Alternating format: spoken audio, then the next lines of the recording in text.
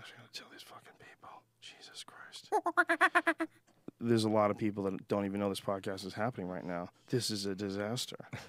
I will right now tweet it as I'm talking. That's how slick I am. I'm not very slick at all. Just bear with me. This is going to be clunky. They're going to be like, I thought this was a good podcast. Here we go, bitches. Let's see. Here we go, bitches. I'll retweet it. Oh, please do, Jimmy Norton. That's called being lazy, too. I'll let Joe do all the work and the fucking hashtagging, and I'll just retweet it. I do a lot of retweeting, too. It's too much work when people ask you to just tweet things. Hey, tweet this for me. Bitch, you didn't even tweet it yourself. Like Brian Callen, that motherfucker will tell you, hey, tweet that I'm here, tweet that I'm here. And then you go to his Twitter page, and he didn't even tweet it himself. Yeah. It's like, I was gonna, but I had to do this wrestling class, and there was a guy, an alligator I had to see. This episode of the Joe Rogan Experience podcast is brought to you by Squarespace.com. Squarespace.com is a website that allows you to build websites very easily. It's set up so that like a dummy like you or I could easily make. Notice how I said you or I? You thought I was going to say me? I'm tricky.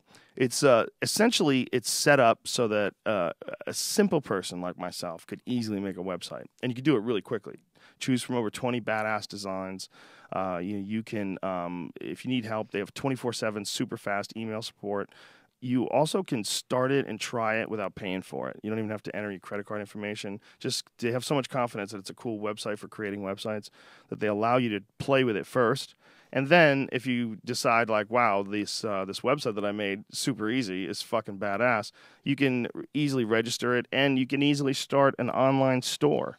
So it's a pretty sweet account. And if you use the code name Rogan, use the code name Joe and the number 8. There's too many of these codes.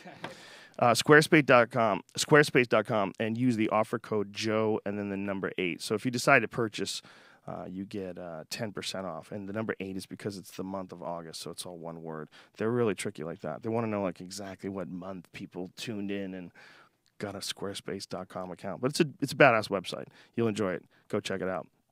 We're also brought to you by Audible.com. If you go to audible.com/Joe, you can get 1 free audio book and 30 free days of Audible service. Audible, which also has Opie and Anthony, which is where I became deeply acquainted with my little buddy Jimmy Norton. And his book, Best of Jim Norton, Volume 2. Oh, that's not a book. Oh, no, it's probably audio. Yeah, it's audio. It's Best of Jim Who Norton. put that together? I guess fans did or something, right? I don't know. Yeah, it's well, Opie and Anthony's, all the shows are on Audible, so that's the coolest thing ever. So like, if you miss yesterday's show, you just go online, download the show, and I think they just took all the best parts of Jimmy on Opie and Anthony. This is Volume 2, so there's a few of them, and this is an hour and 10 minutes. And you said one of your books is available, right? Yeah, Happy Endings. I did the voice read for an audiobook. I didn't do it for I Hate Your Guts.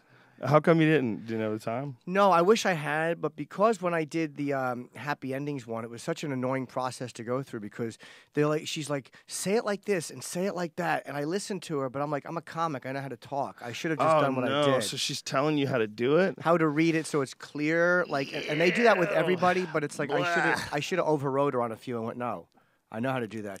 Yeah, you can't have that kind of impact. You're not going to put out a bad product. I know you. You're trying to do the best thing that you can do, but you can't do that when people are trying to change your enunciations or micromanage.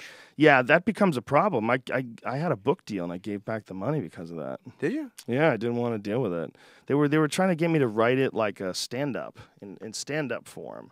And we kind of had such the gap between what they wanted and what I wanted to do was so wide that I was like, I don't think it's fair because I can't make your book. What dummies they are. Well, just they have an idea of what they think could sell. They actually wanted me to try to do my stand-up in book form.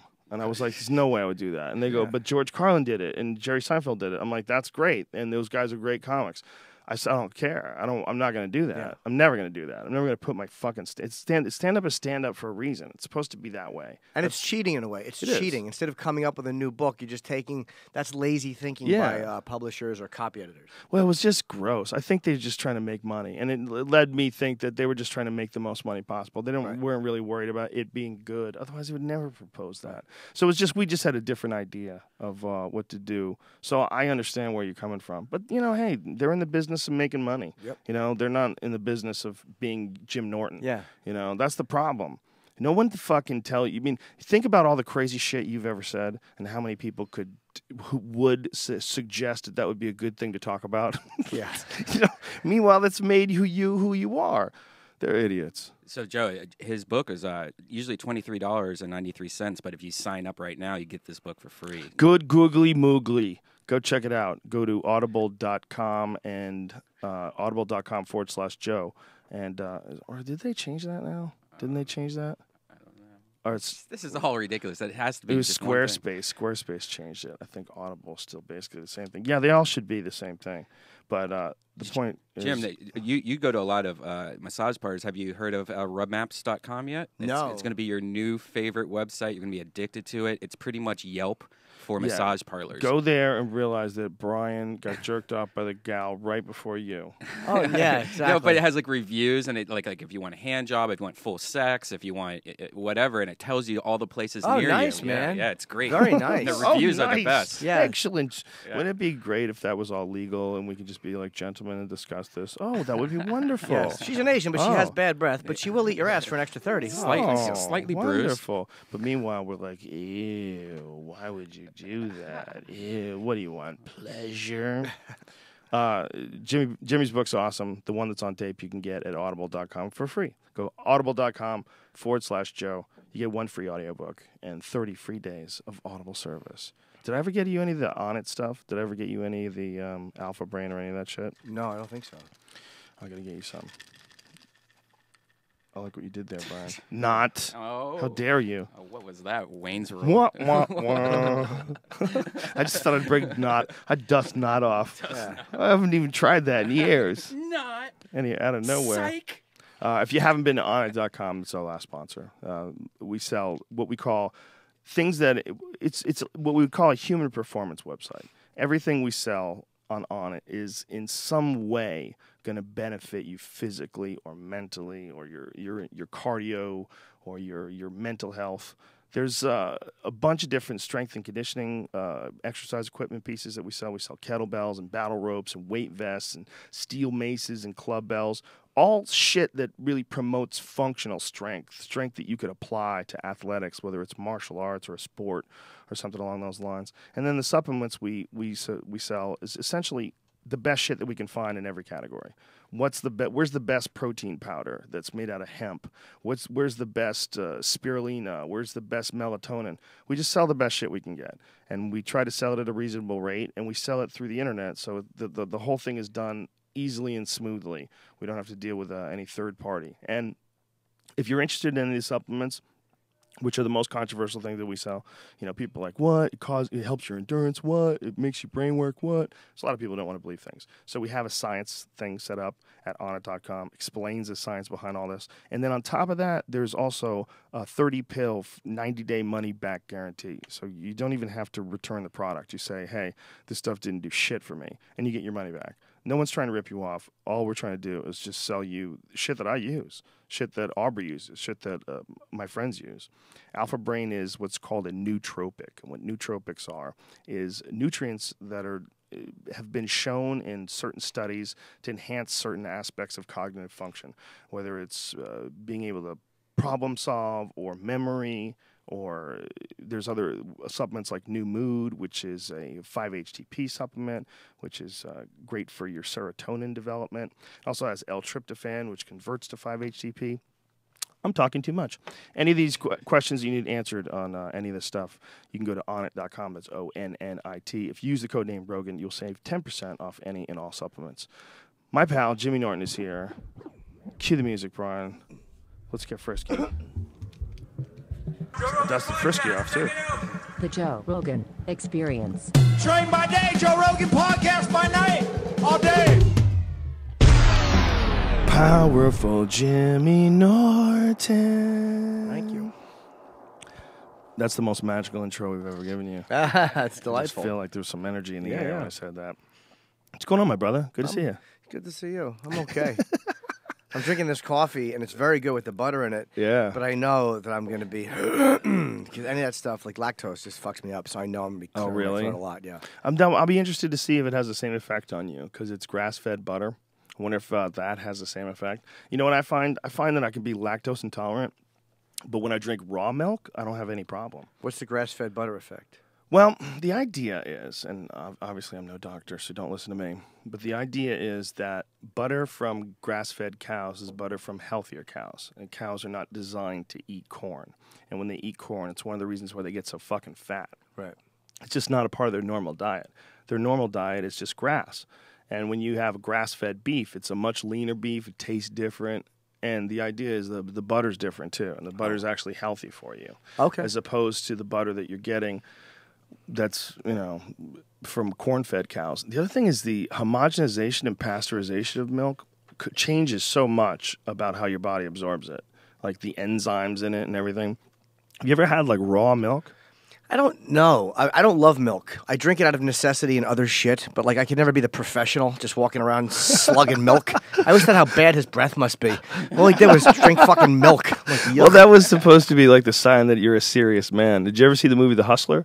Do you mean with Paul Newman? Yes. Yeah, sure. Do you remember Jackie Gleason's backer was George C. Scott, and George C. Scott played Bert Gordon, and he drank a glass of milk everywhere. Oh, everybody I didn't remember else, that. everybody's getting fucked up left and right. They're all drinking whiskey, and they're all fucking. And Bert was just over there drinking a glass of milk. He's serious, a serious gambler. Oh, wow. No, I never saw that. I remember the movie. I don't remember that part of it. I guess it was like, I want to say 63. Yeah. I want to say it was 1963. It's a great fucking movie. The guy Fats changed his name because of that. Minnesota Yes, he Fats did. was Gleason. What was the original Fats? New York Fats. He was. Okay. and he Yeah. became Roof Minnesota. Wanderone. Know his name? Rudolph Wanderone. I think that's his real name. Yeah, I think it's Rudolph Wanderone. He was not even the best pool player of his era, not even close. Right. Mosconi was, and they used to have these matches, and Mosconi hated the fact that people only knew him because he played Minnesota Fats, because Minnesota Fats stole the name off the movie. Sure. It was a brilliant move. He said, that was based on me. He was a really eccentric character, Minnesota Fats. It wasn't that he was a bad pool player. He was a really good pool player, but he was a hustler. Right. And he had like 100 cats. He was one of those guys. He used to go to Kentucky Fried Chicken, and he'd pick up like 2 buckets of chicken, and he would just toss them in his yard, and like 100 cats would come in and tear the chicken apart. Like, that's what he did every day. That was his thing. Oh, He had, wow. Yeah, he had like a gang of stray animals that he fed. Ugh. So he was an interesting guy. But the character wasn't based on him. The character most likely was just based on a bunch of different Right. pool players with some fiction added to it. My priest years ago when I was in North Brunswick, his name was Father Mizrak. He's dead now, but his brother was a very famous. I think Steve it was Steve Mizrak. Mizrak, yeah. Yeah, that was Even his when you're brother? just showing off, or his cousin. There was a relation though. I just don't remember what it was. Yeah, he was the guy that did those commercials. Yeah, those pool- Miller Lite, I think, right? Yeah, every now and then a guy like sneaks through and becomes famous through a sport where no one else is famous. Like in pool, everybody says Jeanette Lee. Do you know who he is? Like No. if you tell someone that you play pool, people go, "Do you know who Jeanette Lee is?" She's this really beautiful woman who is also she was a pool champion. She doesn't play, I don't think, as much anymore. But she was on ESPN a lot. Actually, she might be back into it. I don't know. But she's beautiful. And she plays really good pool. And she wears all black. And her nickname is the Black Widow. And she's Korean. So she's got this dark black okay. hair. And she's Yeah, pretty. sexy. So people go nuts for her. So she's like the Lance Armstrong. And I don't mean this by performance enhancing. Yeah. I mean by Lance Armstrong's Or the testicle only... cancer. Either one. Yeah. Lance Armstrong's the only bike guy I've ever heard of. Like, Sure. I guess Greg LeMond... He was one that I had heard of like way back in the past, but as far as like being able to name professional cyclists, I can't. After Lance Armstrong, no one cares about any of them. Yeah, so if you talk about like professional pool players, almost everybody goes, "Oh, what about the Black Widow?" Like that woman. I've She, probably like- seen her, but I don't know her. I bet you have. She's in commercials too, I'm sure. She does a lot. Like, but she's been the most successful at like utilizing her image, Right. and becoming famous in a sport where almost no one's famous. Like, it's for pool players, it's a tough time. Yeah. It's very hard to make a living. It's very hard to become famous. And there's a hard to express a personality there, or something that differentiates you and makes you likable. That it is bigger than the sport. Like maybe she has that. Maybe there's something. She's just about hot, her that dude. people Look at like. her. Well, actually, yeah. She's hot and she plays pool. That's what it is. And she's very savvy as Yeah. far as marketing. rather wide-backed girl. She's a big girl. You Yeah. played with her It's on healthy. that celebrity pool Yeah. thing. I Didn't you? didn't actually get to play with her. I played in a tournament and she was the commentator, which was kind of crazy that she's commentating on me playing pool. Yeah. So world-class professional. But luckily, I was playing against people who didn't have any idea what they were doing. I like pool and hate it. I don't find it relaxing at all. It upsets me because I stink at it, and I suck at long green shots. Like I'm fairly hideous at pool, and I never found it enjoyable because I just can't get the hang of it. Pool's one of those things that gets enjoyable when you get really good. Yeah. As you get really good, then it becomes like really satisfying. If you can get into a groove and run out racks and get in good position, it's so satisfying. That cocky walk around the table that I've never taken, I just fucking shamefully go from point A to point B and hope I don't scratch like a cunt. The worst is playing in a bar. Oh, a bunch of people like crowded around a table and drinking and bumping into shit. Yeah, and it's what a ridiculous idea. A precision game in a bar with a bunch of drunks like stumbling into tables. And then darts. There's another fucking genius idea. Let's take a bunch of people that are hammered and give them pointed metal things to throw at each other. Yeah, and hope they don't cross the line. It really is a dart league. There's nothing worse than a dart league. Especially they fight. They'll fight over a guy's fucking foot crossing the line. They'll actually go to blows. I don't find it enjoyable. I've played dart. Even if I got them all on the red button, I would be like, who gives a fuck? This is terrible. I don't enjoy darts. Do you think if you tried to pick a fight with a dart guy, did they draw on each other? Did they pull their darts out? And take 3 paces or whatever and throw them at each other? I was in a fight, not in a fight. I was at a bar that there was a fight, and somebody took darts and like stabbed the guy in the back of the neck with Jesus. it. Yeah. It was disgusting. They probably never fight each other for that reason. They're all holding darts. It's like it's like fucking robbing a store in fighters. Texas. Everybody's got a gun. You don't do it. Yeah, that's an interesting way of looking at it. Okay, you never hear about 2 dart players going at it and throwing darts at each other. You know, I mean, like they're really experts at tossing weapons. I mean, a dart's a fucking weapon. Yeah. You know, if it was poison, you're fucked, man. How you gonna stop a dart from a dart expert? The only thing is they take their time, those fucks. Don't you hate when they line? I hate when they got their foot there and they got the eye thing and the arms going back and forth. And you're like, oh, just fucking kill yourself. Fucking stinks. What a stupid fucking. If you really stop and think about it, I mean, it's fun to play. Don't get me wrong, but what a stupid skill to throw something and make it stick into a wall It's at something- a certain spot. It's something that counted years ago. When we hunted for food or like, you know, Yes. on Game of Thrones, that's a great skill to have, to be able to shoot something accurately at a Yeah. target. But now it just doesn't mean anything anymore. Unless you're hunting, Yeah. unless you're going like Sure. like squirrel hunting with a bow and arrow, you know, you have to have a really good aim. Yeah, if you're doing something like that. Could you hunt with a dart? Could you go like bird hunting with a dart and get close enough to these motherfuckers? No way. Blow dart. They would see you. Blow dart would work. Yeah. I watched a special where these dudes were jacking monkeys with blow darts. It was really crazy to watch, man. Watching people kill monkeys is very strange. I mean, it feels so close to murder. Yeah. It's weird. You know, you're like, man, a monkey? You're killing monkeys? Like, those things are really close to people. They're Close, just man. shooting darts at this thing. And these monkeys. There was, I think, curare. I think that was the name of the poison. There was some sort of a poison. Is they it from were a shooting toad's to the back or dart. some shit? Usually frogs are motherfuckers, man. Yeah. Frog's back will kill you.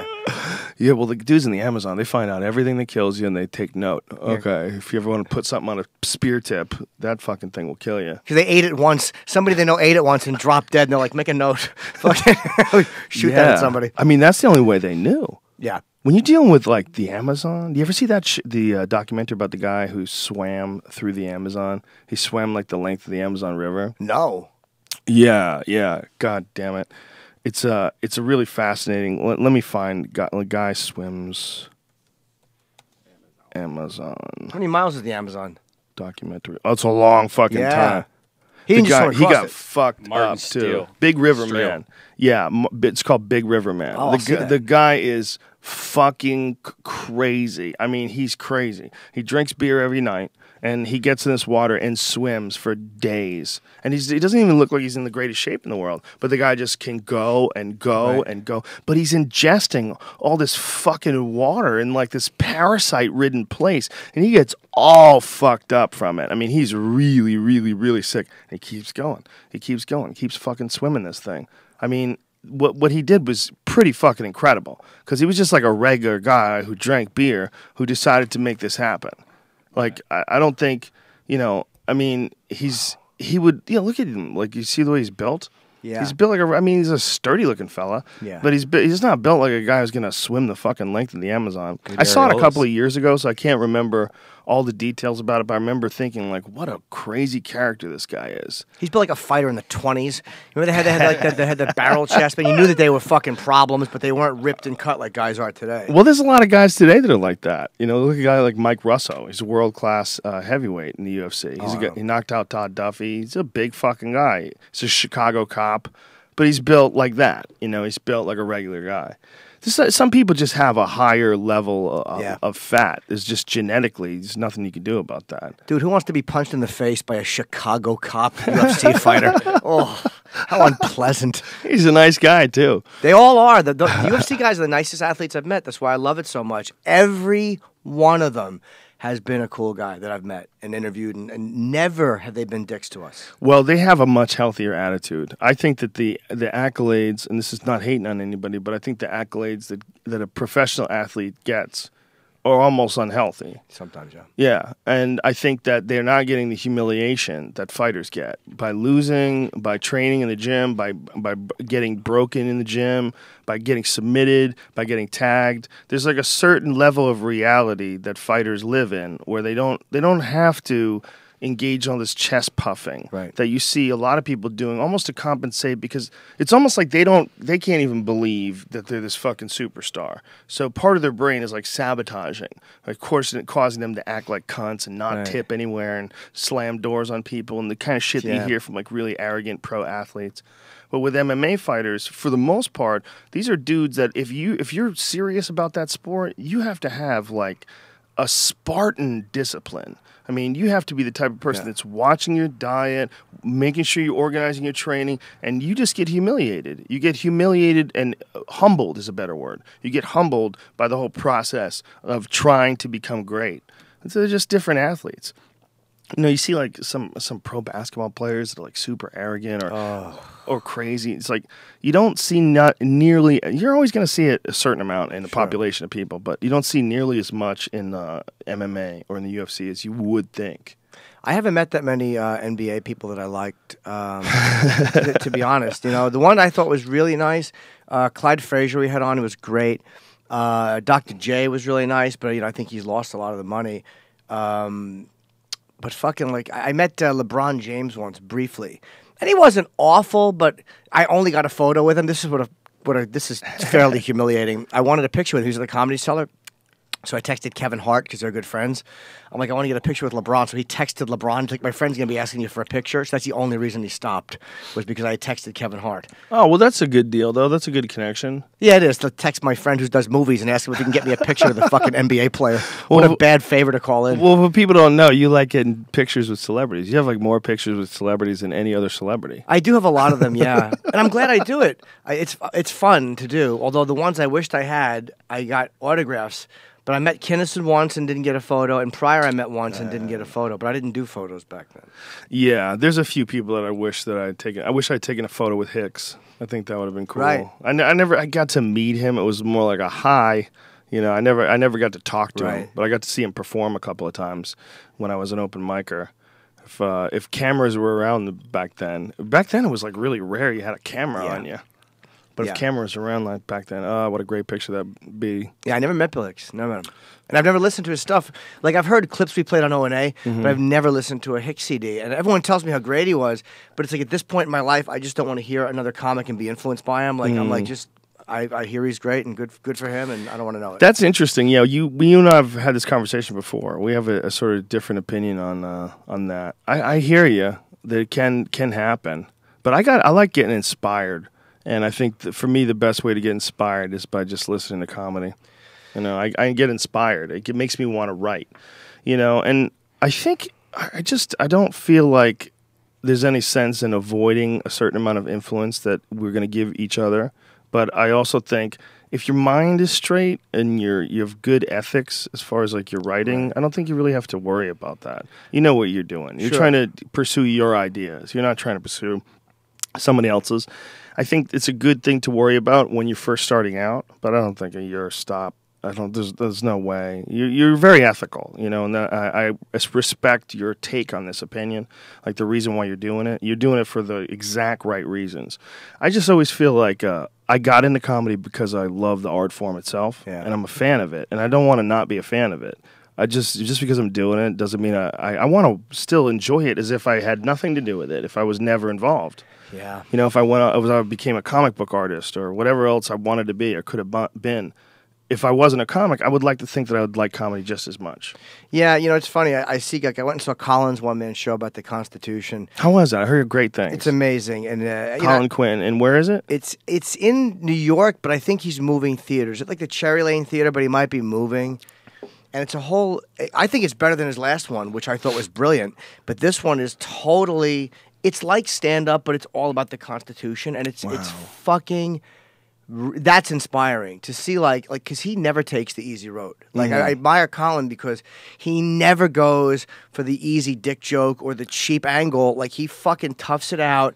And if he's bombing on stage at the Cellar, he takes it like a man and he works it out and he makes it funny. Like, he's really, really just above everybody, I think. And this is I put him at the top above all comics. Wow. To do an hour on the Constitution, I could do maybe 3 minutes, and I would immediately go, I wonder how big Jefferson's dick was. Like, I would lapse right into the fucking slave fucking Yeah, jokes. but okay, I've got to stop you right there because I don't think there's anything wrong with that. I think what you do, and I love Colin. I think Colin is hilarious.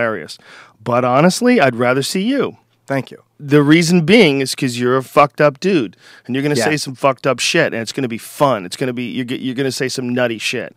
Colin talking about the Constitution would be fascinating, and I think I'd enjoy that on a completely different level. But for sheer laughs, if I wanted to just goof on shit, I would like to see an act like yours. Thank you. Because you're having fun. You know, and I think having a show on the Constitution is very, very difficult. But it's also very difficult to do a show the way you're doing it. It's really hard to do what you do. That's why there's so very few people who are as honest as you are when you're on stage, as open about your perversions, and as lovable in those. That's like very difficult to do. Like, you shouldn't sell that short. Like, what you do is just as much of an art form as what Colin does. And I'd love to see both of them. Don't get me wrong. Yeah. But you can't say, like, I enjoy that style of comedy, and it's fucking hard to do. That's why there's only, like, out of all the really good dirty comics in this country, how many of them are there really? Is there even a dozen? Is there even a dozen that you would go out of your way to see? Out of 300 million people, is there even a dozen really perverted, dirty guys that you would go see? No.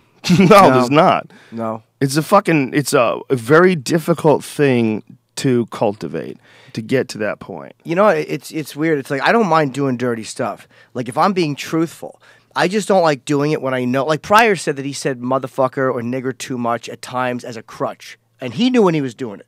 Like, I don't want to do it as a crutch. I don't want to, like, use it as Pryor's motherfucker. Right. If I'm doing it because I want to do it, I'm cool with it. I'll be as filthy as you want. The fucking tranny jokes. I'll talk about being shit on, whatever. But if I'm doing it because I don't have anything. Right. You know what I mean? Yeah. It's like, then I feel like I'm doing the equivalent of a fart sound, and it's like, I wish I didn't sell myself out. That is the big leap that you make as a comic when you get past just doing stuff that works to doing stuff that you believe in, and it works because you believe in it. It's not like a trick. It's not like just and that feeling that you do when I remember, like, doing material that was dirty when I was first starting out. Like, one of the things that I would remember is how, like, awkward it was when I was forcing it. When I was, like, bombing and I was trying to make like it was funny and it wasn't funny. It was just blah. When you're dirty, especially, it's like extra awkward. Oh, it's like a giant echo in the room because you finished with cunt. cunt. And you're, like, so disappointed in yourself. Yeah. And back then I was, like, always disappointed in myself that I could never go clean. Yeah. So I was like, I could probably have a career. I thought I could do well as a clean comic, but for whatever reason I just wouldn't do it. I just didn't. And I was like, God, why can't you just be clean? So when I would bomb, if I would bomb dirty, I'd be like, oh God. Yeah, it's I wish extra I was- humiliating. Yeah. I wish it was clean. But you know what? I find that I don't find any extra valor in cleanliness. I mean, it's a good thing to do if you're really funny clean, but I think that they're both equally acceptable if they're original and funny. Like I see agree. clean guys that stink, and I'm like, I don't give a shit. I hate cute euphemisms, and then she was giving me a kiss on my. Just say it or don't, man. On the TV, you can't say cocker. I get that. All right. But when you're trying to cute it up in a nightclub, it physically makes me ill. I'm embarrassed for comics that do that. Well, there'd be an embarrassing person to talk to. Could you imagine having a conversation with a person like that? Oh. You're sitting down and having a conversation with a person that is just goofy and dorky, and you don't want to talk to a person who doesn't swear. No. Can't tell you like one-on-one. Tell me what happened. Well, and then she's sucking my cock, and I can't believe it's happening. Yeah. Tell that. Say that if that happened. So I know you. So I get to know you. Yeah. Because if you don't, if you exclude anything weird or twisted about yourself, I'm never going to really know you. Yeah. You know? Yeah. That's hard. It's hard for people to do. People don't like to include that, and I understand that I'm in a job, and we're in a job where it's a little easier for us because almost most things are acceptable in our business. Like as a comedian, it's hard as an accountant to walk in and go, I went out with this girl, and she's blowing me, and I realized she had a dick, but I was high, and I let her. Like you can't walk into an accounting office and tell everybody that. But if you say that as a comic, everybody's like, all right, so what? How was the gig? And we don't care. We're hard to shock. But you could come to a room full of comics, a writer's room, and tell that story, Sure. and instantly everybody would be laughing. Yeah, they don't care. We're harder to surprise, and we accept a lot more, and we can speak our mind a lot more. But there's a line where we that goes beyond that, where people are just being unnecessarily adorable and not revealing, and I hate them for it. I really do. Yeah, no, I know what you're saying. They're putting on an act. Either that or they're a crazy person. I think they're putting on an act, and not to say that everybody has to be speak in racially insensitive language or be this way, but to judge it like they don't get it. Yeah. Like Wiener, I don't care what the guy does, but for men to act like I can't comprehend taking a picture of my cock, and of course you can. Like we all understand why he does what he does. Now a lot of guys won't do it. A lot of guys don't cheat. But to act appalled that he wants to get his dick sucked. People are enjoying claiming the moral high ground. Yeah. You know, they love to. I think that's going to happen in the future less and less. I think as the technology becomes more intertwined in our lives, there's going to be less and less privacy. And there's going to be less and less of grandstanding. Or there's going to be people that do it and get caught, like Wiener or like Elliot Spitzer. Sure. It's a perfect example. He was a guy who was the mayor of New York, or the governor of New York, and was arresting prostitution rings. Yeah. But was also using them. Yeah. Like it's like one of the craziest ideas ever. Yeah. And so when you get caught, nobody's going to feel bad. Like, what are you doing, man? Like, you didn't just use a prostitute. You know, you were arresting them. You were, like, shutting down prostitution rings, and then you were using prostitutes. Like, you can't do that. Yeah, it's the equivalent of your agent double dipping. It's immoral on every level, and it's sickening. Well, it's crazy. It's crazy. It's crazy to arrest him in the first place for getting paid to do something that's perfectly legal to do free. Yeah. If they just had a website that say, hey, let's meet up and fuck, no one would have a problem with that. Yeah. But yet, because some money's being exchanged, what is it really? Is it a tax issue? Just then say that's what it is, and let's figure out how to tax it. That's morals. I think it's their idea of morals. Well, the morals are ridiculous as soon as it's free. As soon as it's free and you can do it and there's no problem whatsoever, but if you charge money for it, then all of a sudden it's a crime. That's ridiculous. Sickening. Because if somebody just wanted to fuck, if some crazy woman just wanted to go around town and, hey, meet me here, let's fuck, and then 10 o'clock I'm going to meet another guy, I'm going to fuck him, no one could say a goddamn word. Right. But because money's being exchanged, all of a sudden she's a criminal. Yeah, it's terrible. And believe me, I'm a big fan of legalizing prostitution. Trust me, I like it. Well, it should be legal. It shouldn't be mandatory. But it should be legal. You should be able to do whatever you want to do. It'd be safer if it was legal. And I think a lot of our ideas about it, look, obviously, I don't want my daughters to be prostitutes. Don't get me wrong. But I think a lot of our ideas of what's so horrible about prostitution is all based on this puritanism bullshit that we've been pushing in this country from the get-go.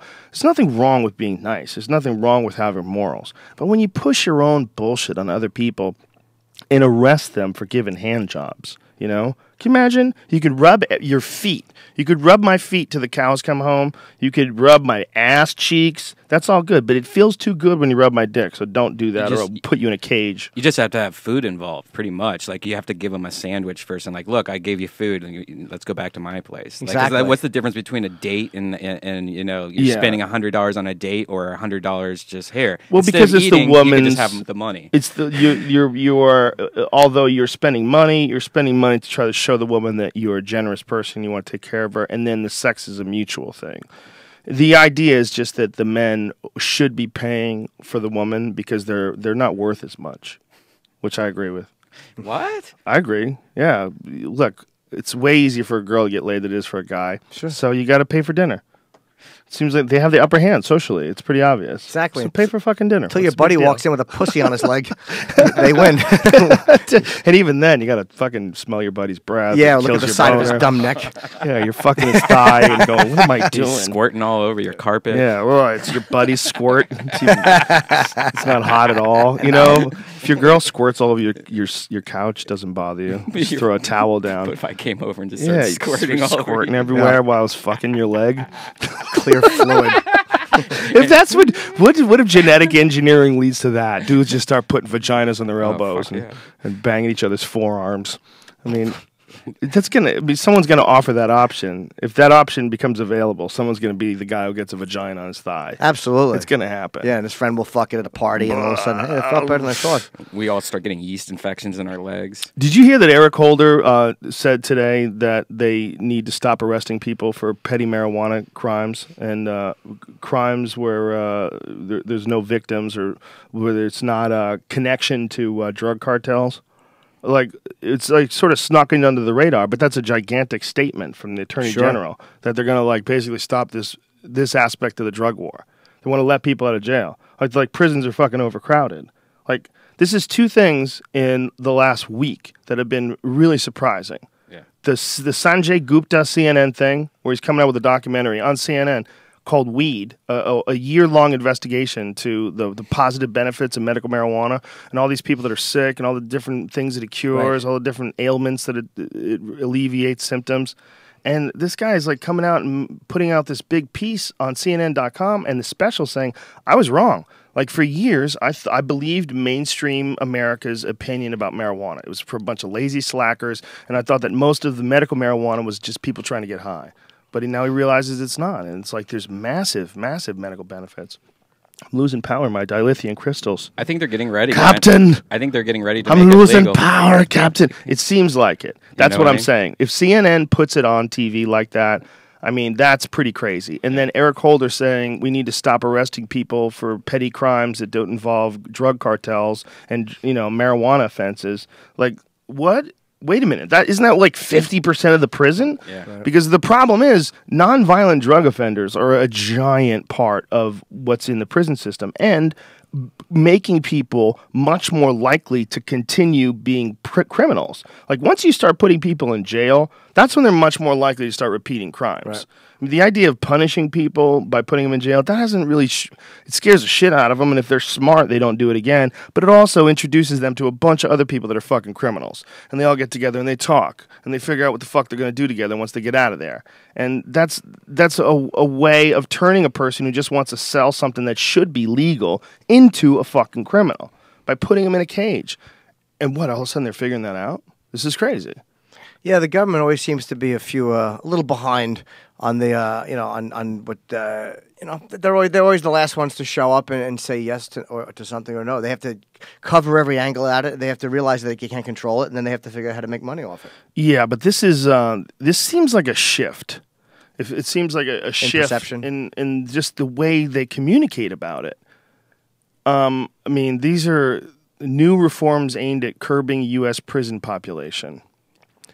There's a big article on The Guardian about this. This is pretty crazy shit.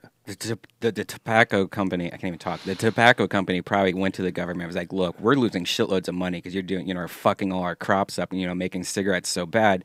We want to get into this weed game and, right. Maybe that's like a way for Marlboro and all these companies to keep alive. Well, it's not just that. It's also the projected tax revenue from legalizing marijuana is giant. Yeah. It's billions in every state. I mean, it's the projected tax revenue. It sounds so crazy, but it's really true. It could fix the United States economy.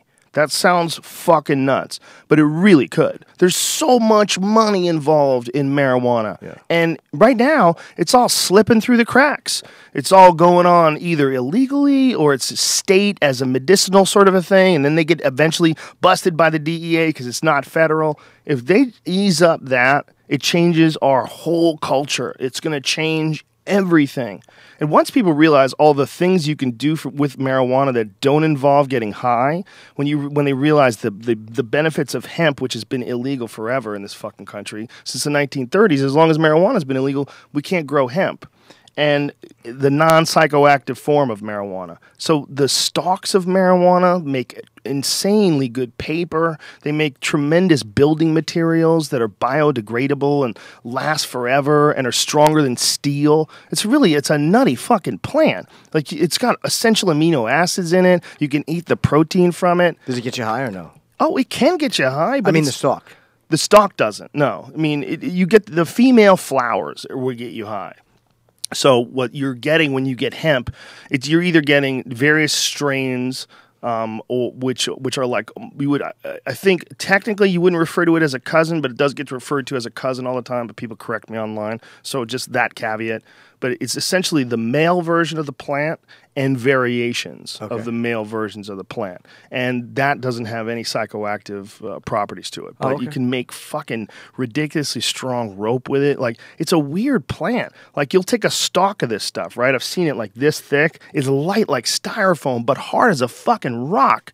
It's weird. It's a weird fucking plant. It's like no plant that exists on Earth. It's really almost like it's an alien.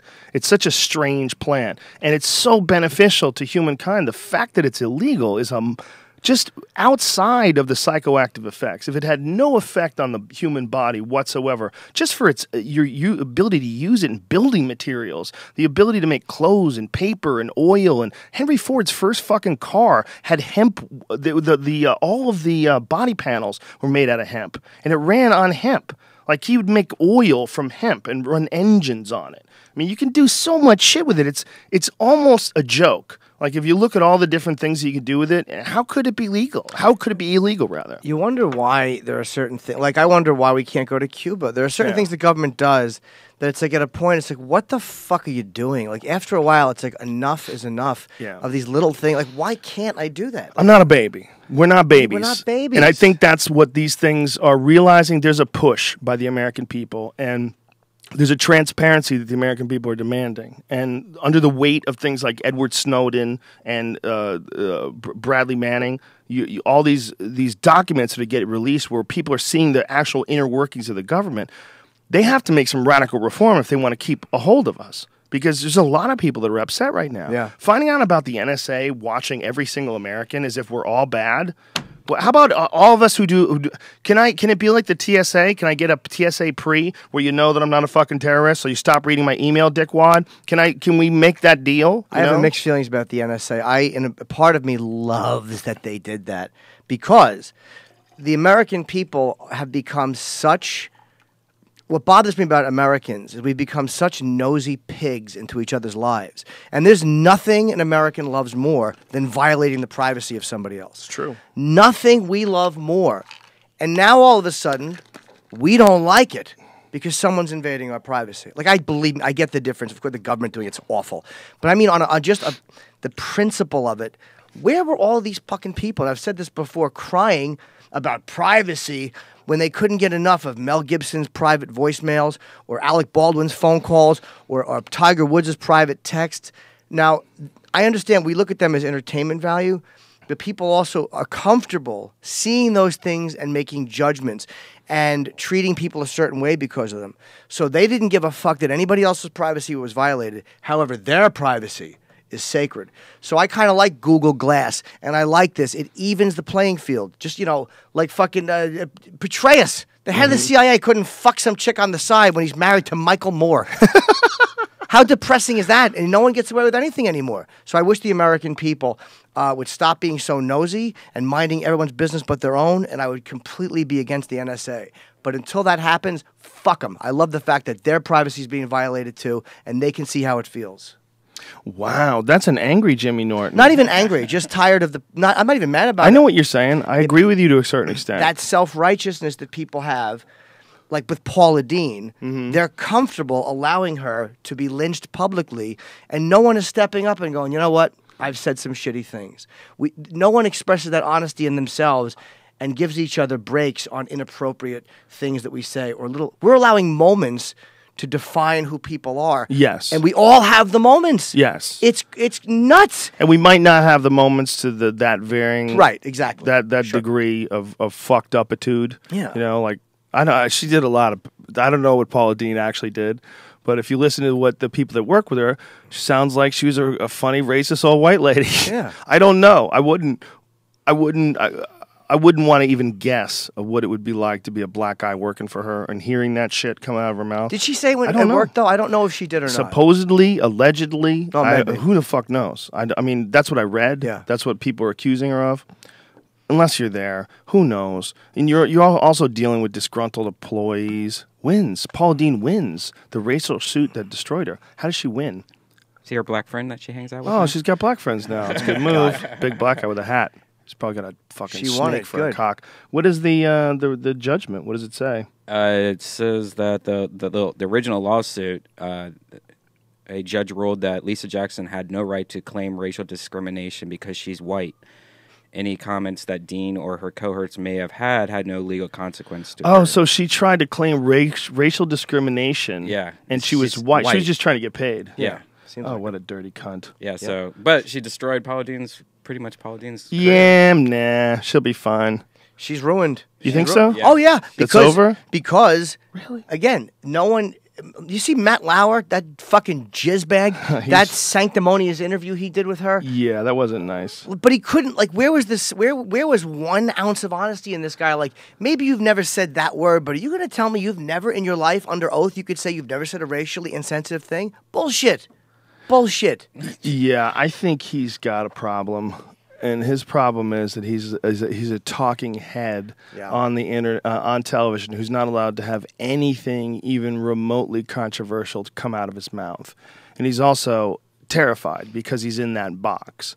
So for him to like try to, first of all, you can't do that in a little conversation. If you're going to have a conversation with that woman about the world, about racism, you're going to have to sit down with her like this. You're going to have to podcast with Paula Deen, have a 3-hour conversation with her, find out who are you, what did you do, like you give me, and you'll know by the end of 3 hours whether or not she's full of shit. Yeah. You will. You'll know. Everyone will be able to. You could bullshit your way through a 5-minute conversation on the Tonight Show. You can't bullshit your way through 3 hours. Not at all. And I think this is an issue that really needed to be addressed like that. It can't like have a quick Matt Lauer interview with this scared lady and a scared old lady that has fucking death threats coming in from black people all day, I'm sure. Yeah. You know? I mean, you can't be a white person in 2013 calling people niggers. You It's can't phony. do it. The phony outrage, and it's not even from black people who get annoyed. It is what I've grown to hate is other white people. Because Patrice said it. Patrice said it best. He goes, "I've never met a racist. Not one person I've ever met has ever admitted they were racist." And what I hate about these white people whose idea of combating racism is just targeting other white people who have said something inappropriate is simply their way of deflecting attention from themselves and their own. I think they have superiority complexes, and I think like. I can't walk up to my black friends and tell them, hey, I'm not a racist. But if Paula Deen acts like one, then I can use her to mirror how good I am. It's a self-serving proposition. And I hate it, and I don't buy it. I just don't buy it, man. Yeah, I agree with you that there's a lot of people that love to do that moral high ground Yes. thing. They love by telling you that you're doing something wrong, they're not just telling you that you're doing something wrong, they're telling you that they're awesome. Yes. That's a big thing. And it's in their tone, and it's in their lack of the lack of self-revealing they do in these moments and in these discussions. If they revealed ugliness about themselves, I would have respect for them. Like, why am I comfortable talking about Pat O'Brien's dirty voicemails or Tiger Woods' dirty text messages? Because I talk about my own. Like, I'll make fun of his, but I'll tell you that I also have texted my cock to many people. I'm a piece of shit. So I'm not better than him, and I refuse to come off like that. Yeah, there's a real problem with people thinking that you need to be better than people too. It's like, and especially pretending, that shit never works. No. claiming the moral high ground and becoming the super white knight and pretending that you're there to defend all women. This shit doesn't work. No. It never works. No. The type of women you get from faking that shit. I mean, you might really be that guy, and if you are, God bless you. But if you're faking it, who are you gonna trick? One average girl with glasses and a stupid tattoo with words on her arm. Fucking boo. Rotten fuck. Stupid baggy jeans. Yeah, you're not going to get much out of it. Have you ever banged a feminist? I'm sure I have. Yeah, I've banged some I like strong women a lot. I am strong. Yeah. I am invincible.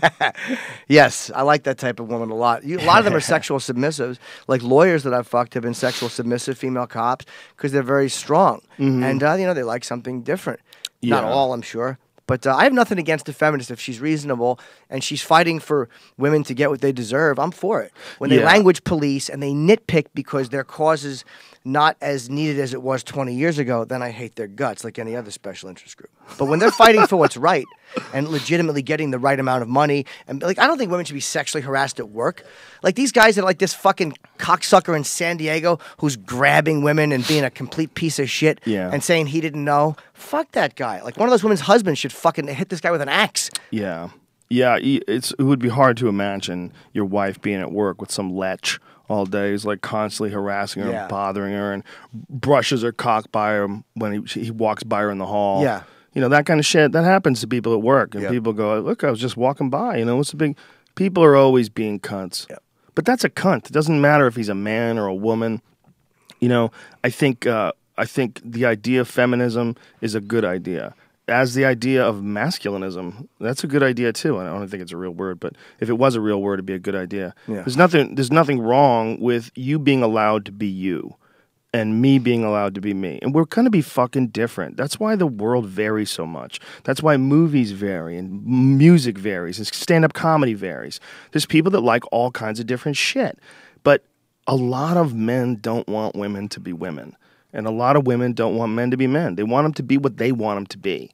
And when you have some asshole who wants you to be a certain way, and you have to work for that dick, and you're a woman, that's a special place in hell. I mean, that's a fucking horrible place in hell. But it has nothing to do with this. It's not a sex thing. It's not an all-gender thing. It's that guy's a piece of shit. Yeah, he is a piece of shit. You just found a piece of shit. It just happens to be a man. But guess what? If you're a man and you have a cunt boss, and your boss is a woman and she's a fucking asshole. I have a friend who has a woman boss. He actually just left his gig. But he had this woman boss who brutalized him. Just wouldn't leave him alone. It was just like giving him cancer. It was just like rotting at him, like all day, every day, was someone who you couldn't talk back to, who was just fucking with you and pestering you and berating you and insulting you, and there's not a damn thing you can do about it. Not a damn thing you can do about it. She was talking to him in a way that a regular man would never, like a man in the street that you didn't owe anything to, would never talk to you unless he was ready to fight. Yeah. But she would just get in his face and point at him and say crazy shit to him. There's nothing he could do. No, and there's nothing he could do, and that's why she was doing it. Yeah. Yeah, I mean, she would ask him if he was stupid. Are you stupid? Are you stupid? Wow, I have to listen to this. And there's nothing you can do about it. You're just stuck.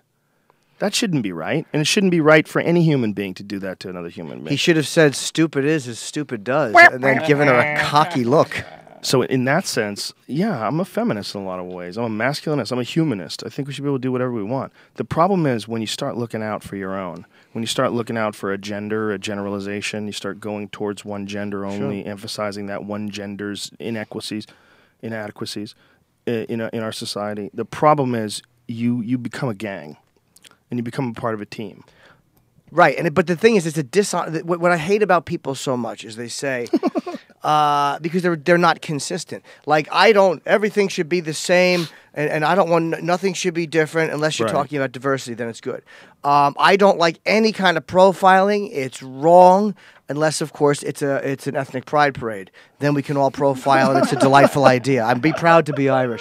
So people only want grand, sweeping generalizations when they're a part of a good, grand, sweeping generalization. Mm-hmm. If they're a part of it... Like, it's funny, I go through TSA security, and they're now saying anybody under 12 or over 75 does not have to take your shoes off. And I have not heard one person person complaining about age discrimination. Hmm. I'm over 75. Why am I not being treated the same as these other people?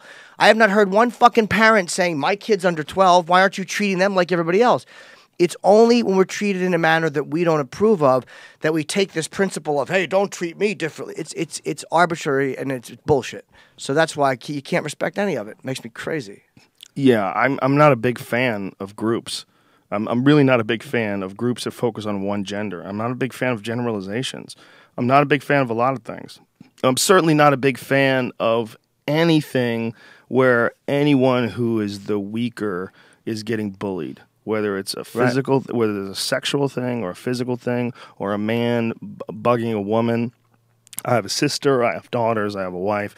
I 100% know it's way more difficult to be a woman than it is to be a man in the physical sense.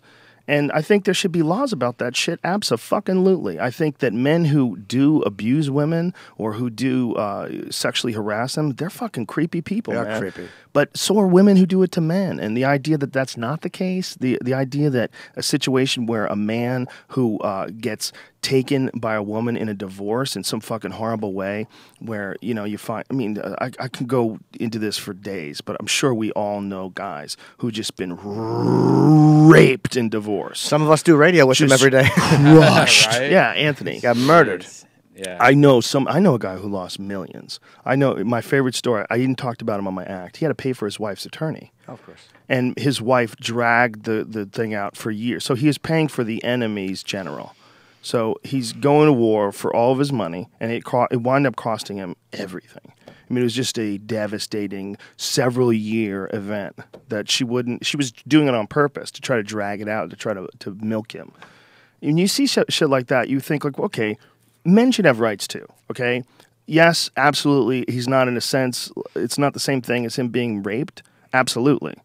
But he's being financially destroyed, and someone's doing it in a spiteful way. And they're doing it because they just grew to hate him or whatever the fuck it was.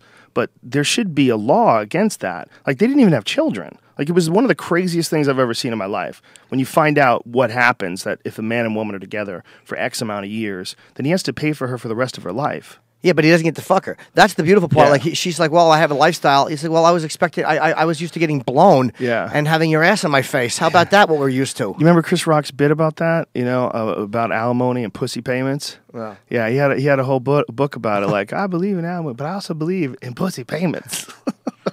Yeah, you know, there's all sorts of inequality in this world, both projected towards women and projected towards men. And there's all sorts of assholes in the world, both women and men. There's just assholes. And that's our real problem in this life. It's not lumping ourselves into groups and generalizing that all women are good and all men are bad or vice versa. That's crazy too.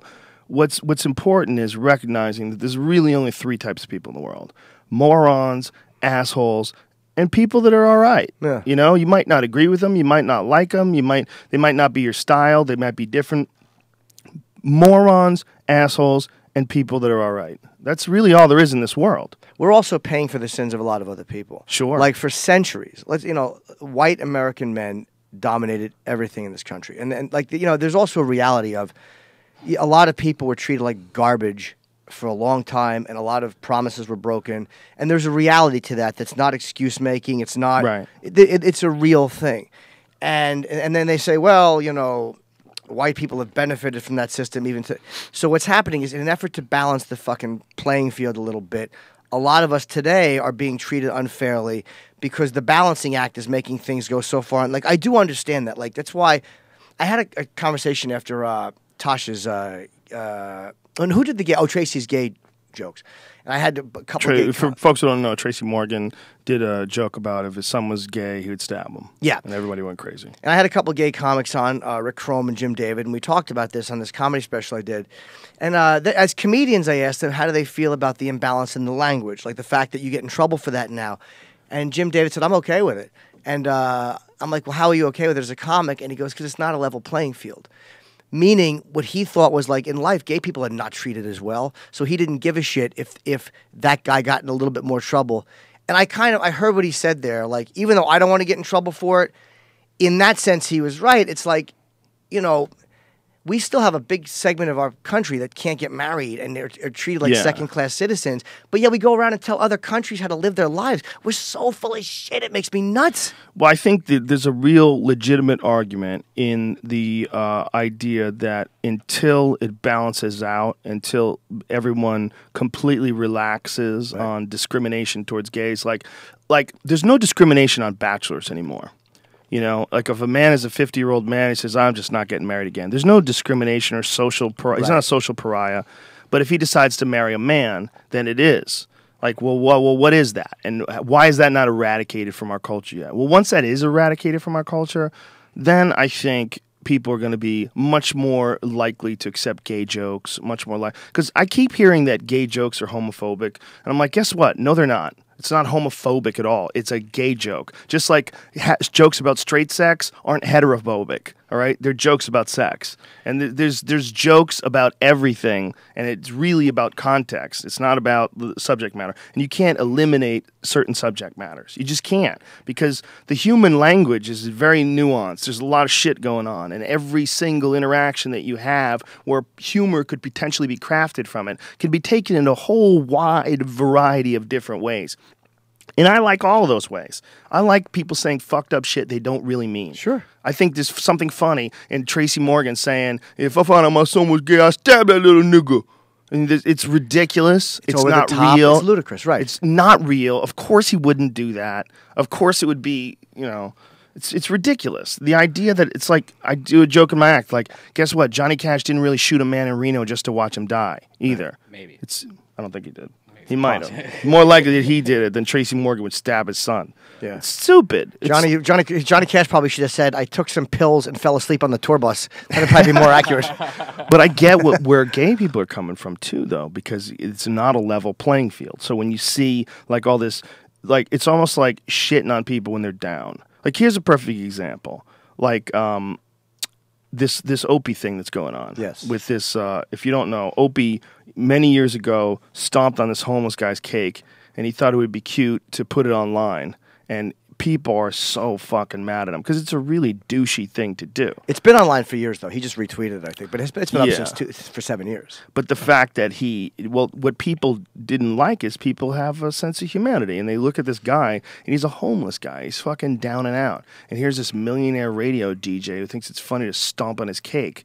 Like, you know what I mean? In that context, like and that's something that, unfortunately, you can't, like, we would do a walkover from K-Rock every day, which you did with us. Yeah. And that guy was Andrew, and he was the guy we saw every day.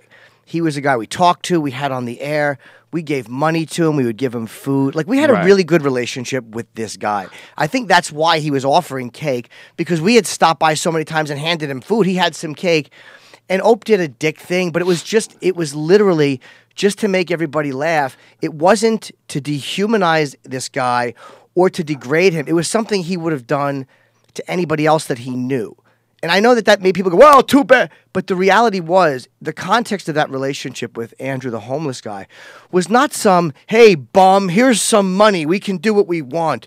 It didn't feel like that. It didn't come off like that. Yeah, to but he any of got us. really depressed after Opie stomped on But he his had just cake. started drinking again, too. We were trying to get him sober. And I think That's a good way to do it. but Step on his cake. Well, you know, it was a piece of shit cake anyway. It was a fucking, it was another garbage. I see you're supporting Opie, and I'm friends with Opie too. I'm supporting Opie only because I was there through that entire Right, so- walkover with Andrew, and I saw him 50 times before and after that. So in context, Yeah, I would have been fucking.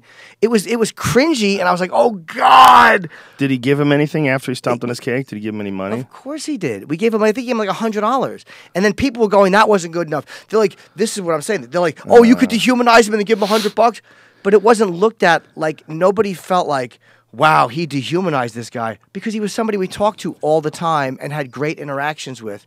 So that's why it didn't feel like, I understand people seeing it though and going, oh, what the fuck is going on, you piece of shit. Like, I get seeing a 1.5 minute clip. Maybe I would feel the same way if I didn't have the luxury of having been there throughout that entire time. Well, here's a perfect example. If that homeless guy was getting in an argument with another homeless guy and the homeless guy jumped on his cake, then it would be okay. because it's one homeless guy getting over on another homeless guy and stomping on his cake. But when a millionaire Yeah. DJ guy does it, look, I know what he was doing, and I know what that audience is like. When you guys are, Opie and Anthony's my favorite show ever to do because it's such a hang, and everybody's making everybody else laugh. Yeah. And it's like what we were talking about before the show today. It's like what's okay for you and I to talk about in our jobs, like as stand-up comedians. For most people, that those same words and thoughts would get you fired, would get you kicked out of the office. You get written up, you get sued. You can't have that sort of mentality. But for us, it's so normal. So when you're hanging out with Opie and Anthony Cumia, and you guys are just talking mad shit, and you're on the air as you're walking across the street, Right. and you're just trying to make each other laugh. And one of the things that people do when they try to make each other laugh is they cross the line. Sure. They completely, brutally cross the line. And that's the way to do that there. You brutally cross the line, you got to jump on the homeless guy's cake. And Opie, in doing that, it sounds like a cop-out on my part because he's my friend. And I would never have done what he did, but I know what his motivation was. It was exactly, and our audience will accept a lot. But honestly, there is a humanity to them. Like that homeless shopping spree we would do, the homeless guys would never mistreat. Like literally, they would treat like rock stars. Right. They would go to the mall. Thousands of people would be cheering them, buying them shit. There are people we had gotten to know. So it was like the people that mentioned, oh, then they would do this homeless shopping spree. Right. It's like they weren't, it didn't feel like, oh my God. It felt like a fucked up thing to do, but it didn't feel as literal as, oh my God, he's a millionaire stepping on the food of a homeless man. Because I don't think that was the intent behind it, other than just being a dick in that moment to a guy who he knew we had given food and money to, and we were going to give money to. It's like, I know what you're saying. he I know knew what it was you're just a saying. momentary dick thing to do.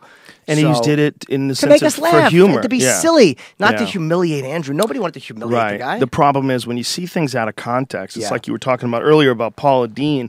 You don't know the entirety of a person Right. when you see one event. Ope's a great guy. We had him on the podcast. He's a great guy.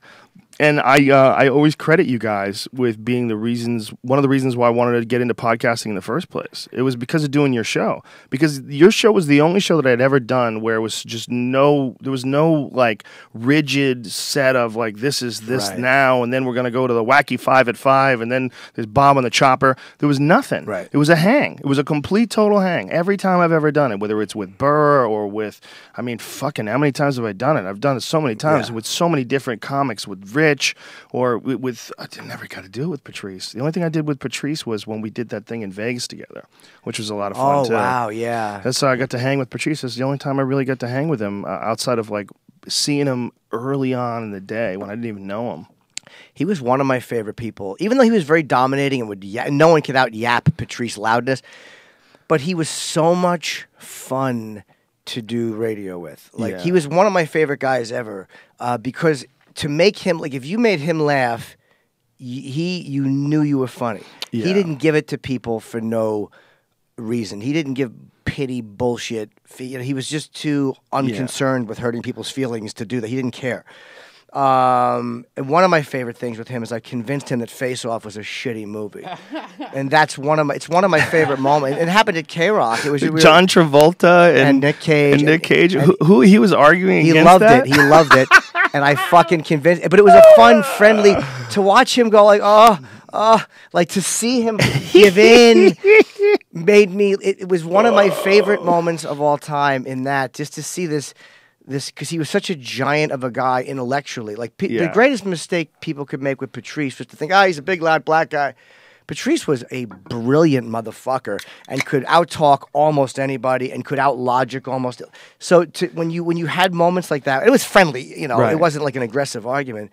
You were like, God, that just was one of the most satisfying moments of my career. Yeah, well, it's the opportunity to be around fun people like that, the rare human beings that you don't necessarily come across. If you have a regular job, if you're working as an insurance salesman, how many Patrice O'Neills do you come across in your life that you get to hang out with? For No, just hours probably and calling hours because they're late on their payments. quite a few, I think. Oh, one more thing, by the way, before I forget, I want to say about Opie, too, about homeless, is, he's the one, not that it matters, but he's the guy that pushed homeless mustard through, Daniel Mustard. Yeah. and tried to get him a recording contract and like really tried to take care of the guy. That's that guy who sang that song Creep? Creep. That And, guy's really talented, man. He is talented, but it's like, and Opie took a real concern with him and his sobriety. And again, I'm not saying people don't. I'm not trying to say don't be mad. Be mad, but again. Yeah. Don't think you understand the totality of a guy because he did one silly thing in a different context to make his radio guys and some fans laugh. You're so good at breaking shit down, dude. You said that. There was not a hint of bias there. You were being completely honest about it. I really value that in the way you talk, and that's why I was really happy when I watched that Kamal Bell show. Oh, yeah. M. Kamal Bell? Kamal. Totally biased. Yeah, Kamal Bell, yeah. Which was W. Kamal Bell. W. Kamal Bell. You and Lindy West. Lindy West, who's a feminist blogger for Jezebel, which is a feminist website. And what I loved about it, man, was first of all, you never got upset. You were rational and logical, and you were talking about it in a very measured way, and you're being really friendly while you're discussing this.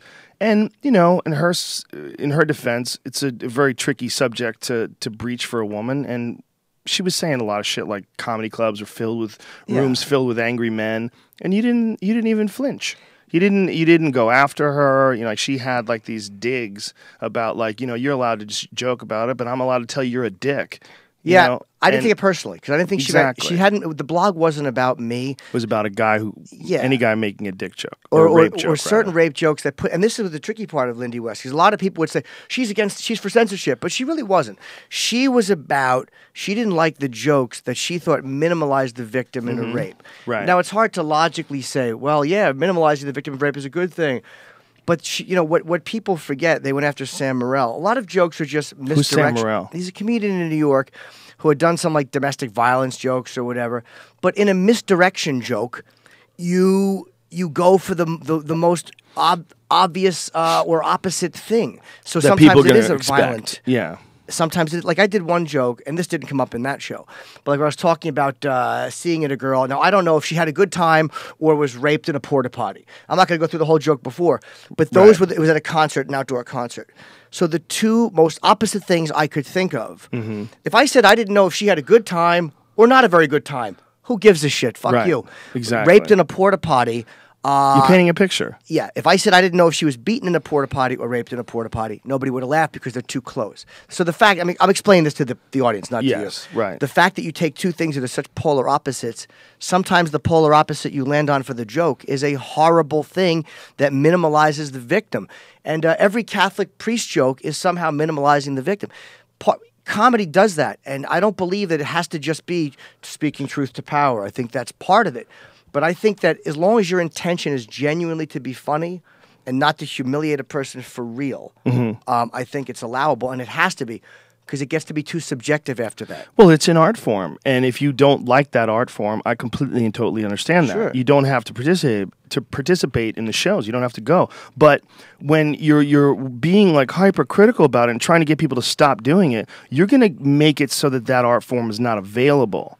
Like the really fucked up thing that you don't mean art form is not available. Just like rap music. I mean, what is going on in rap music? Are they really running around killing people and selling cocaine every day? No, most of what they're doing is talking shit about something. Right. It's no different than the movie Scarface. Nobody really died in that movie, right. Okay? You're painting a picture. It's a gross, horrific picture, but some people like that. They like to watch Scarface. They like to listen to rap music. They want to hear a dirty comic say horrendous, inappropriate things that are fucked up. One of my favorites is Otto and George.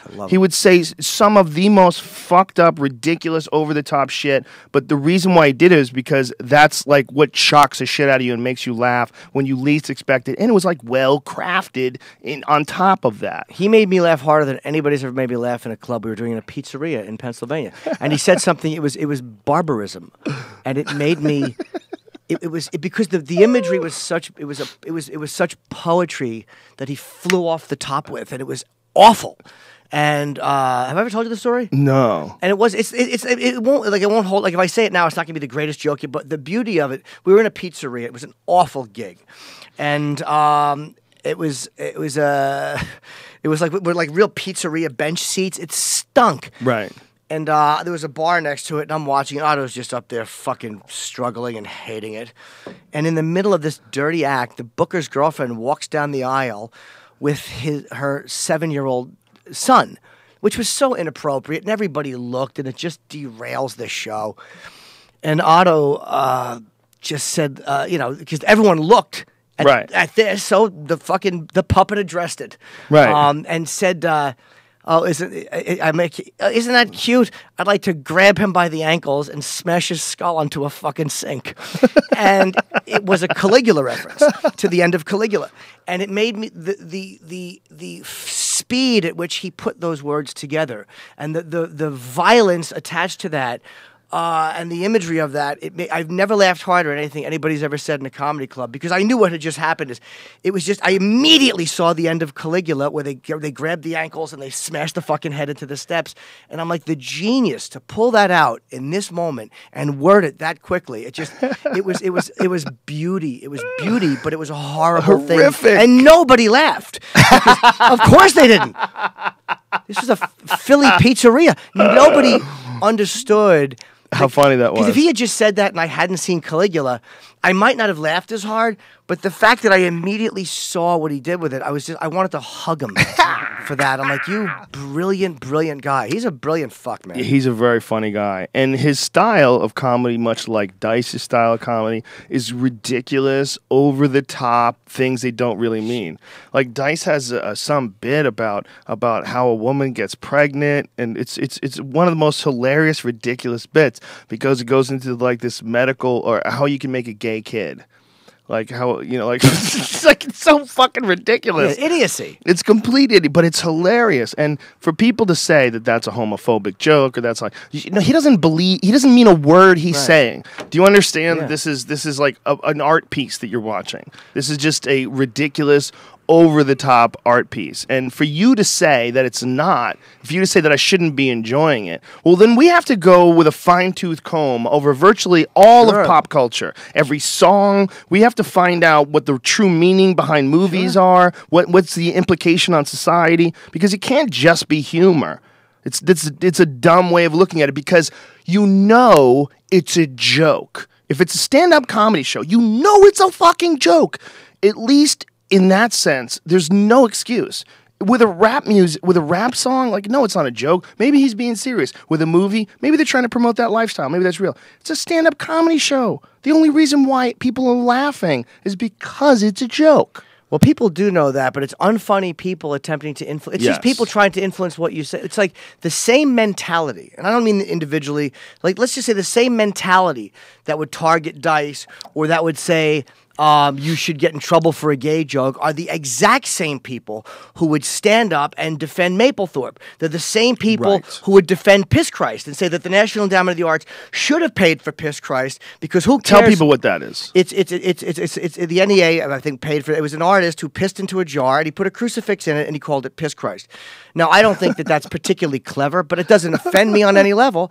And here's more inconsistencies. The same people. It was clever. Yeah, I mean, it was, look, I wouldn't mind I wish I would have thought of that. I mean, I couldn't fill a jar with my piss. It would have been like, Took weeks. Yeah, it really would. It's a big jar, too. It's very impressive. Yeah, it's a 2-kegger. But the fact that they support that, and they're the same people who would have attacked Giuliani for going after the fucking Brooklyn Museum of Art because an African artist painted the Virgin Mary in dung.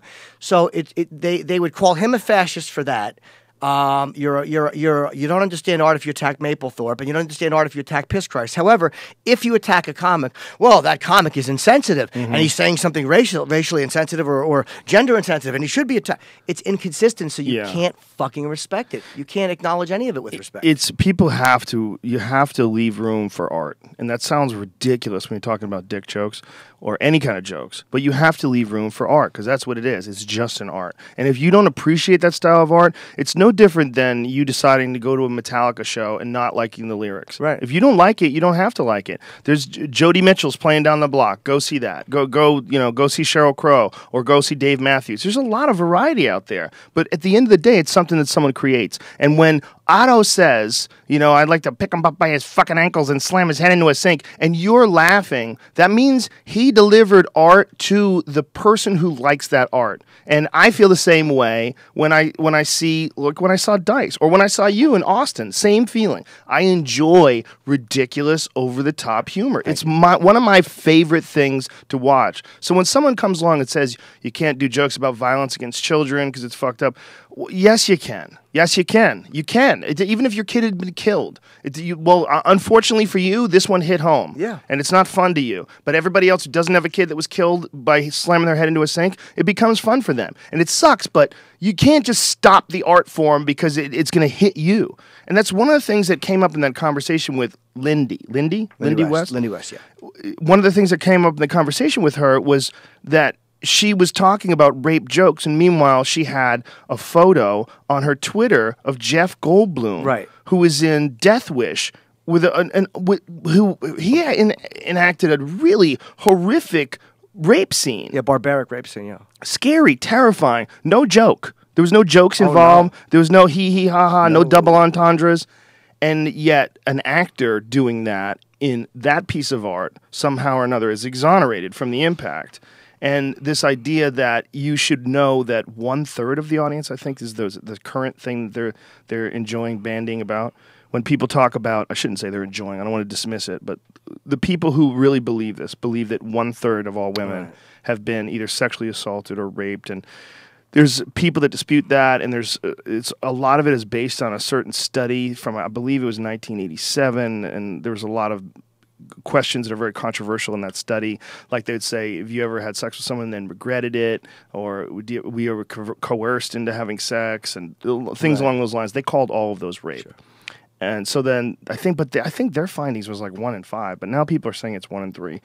Whatever the fuck it is. Yeah. The idea that you have to you have to censor yourself because of you can choose to. Sure. You can choose to if that's your style of comedy. You can choose to.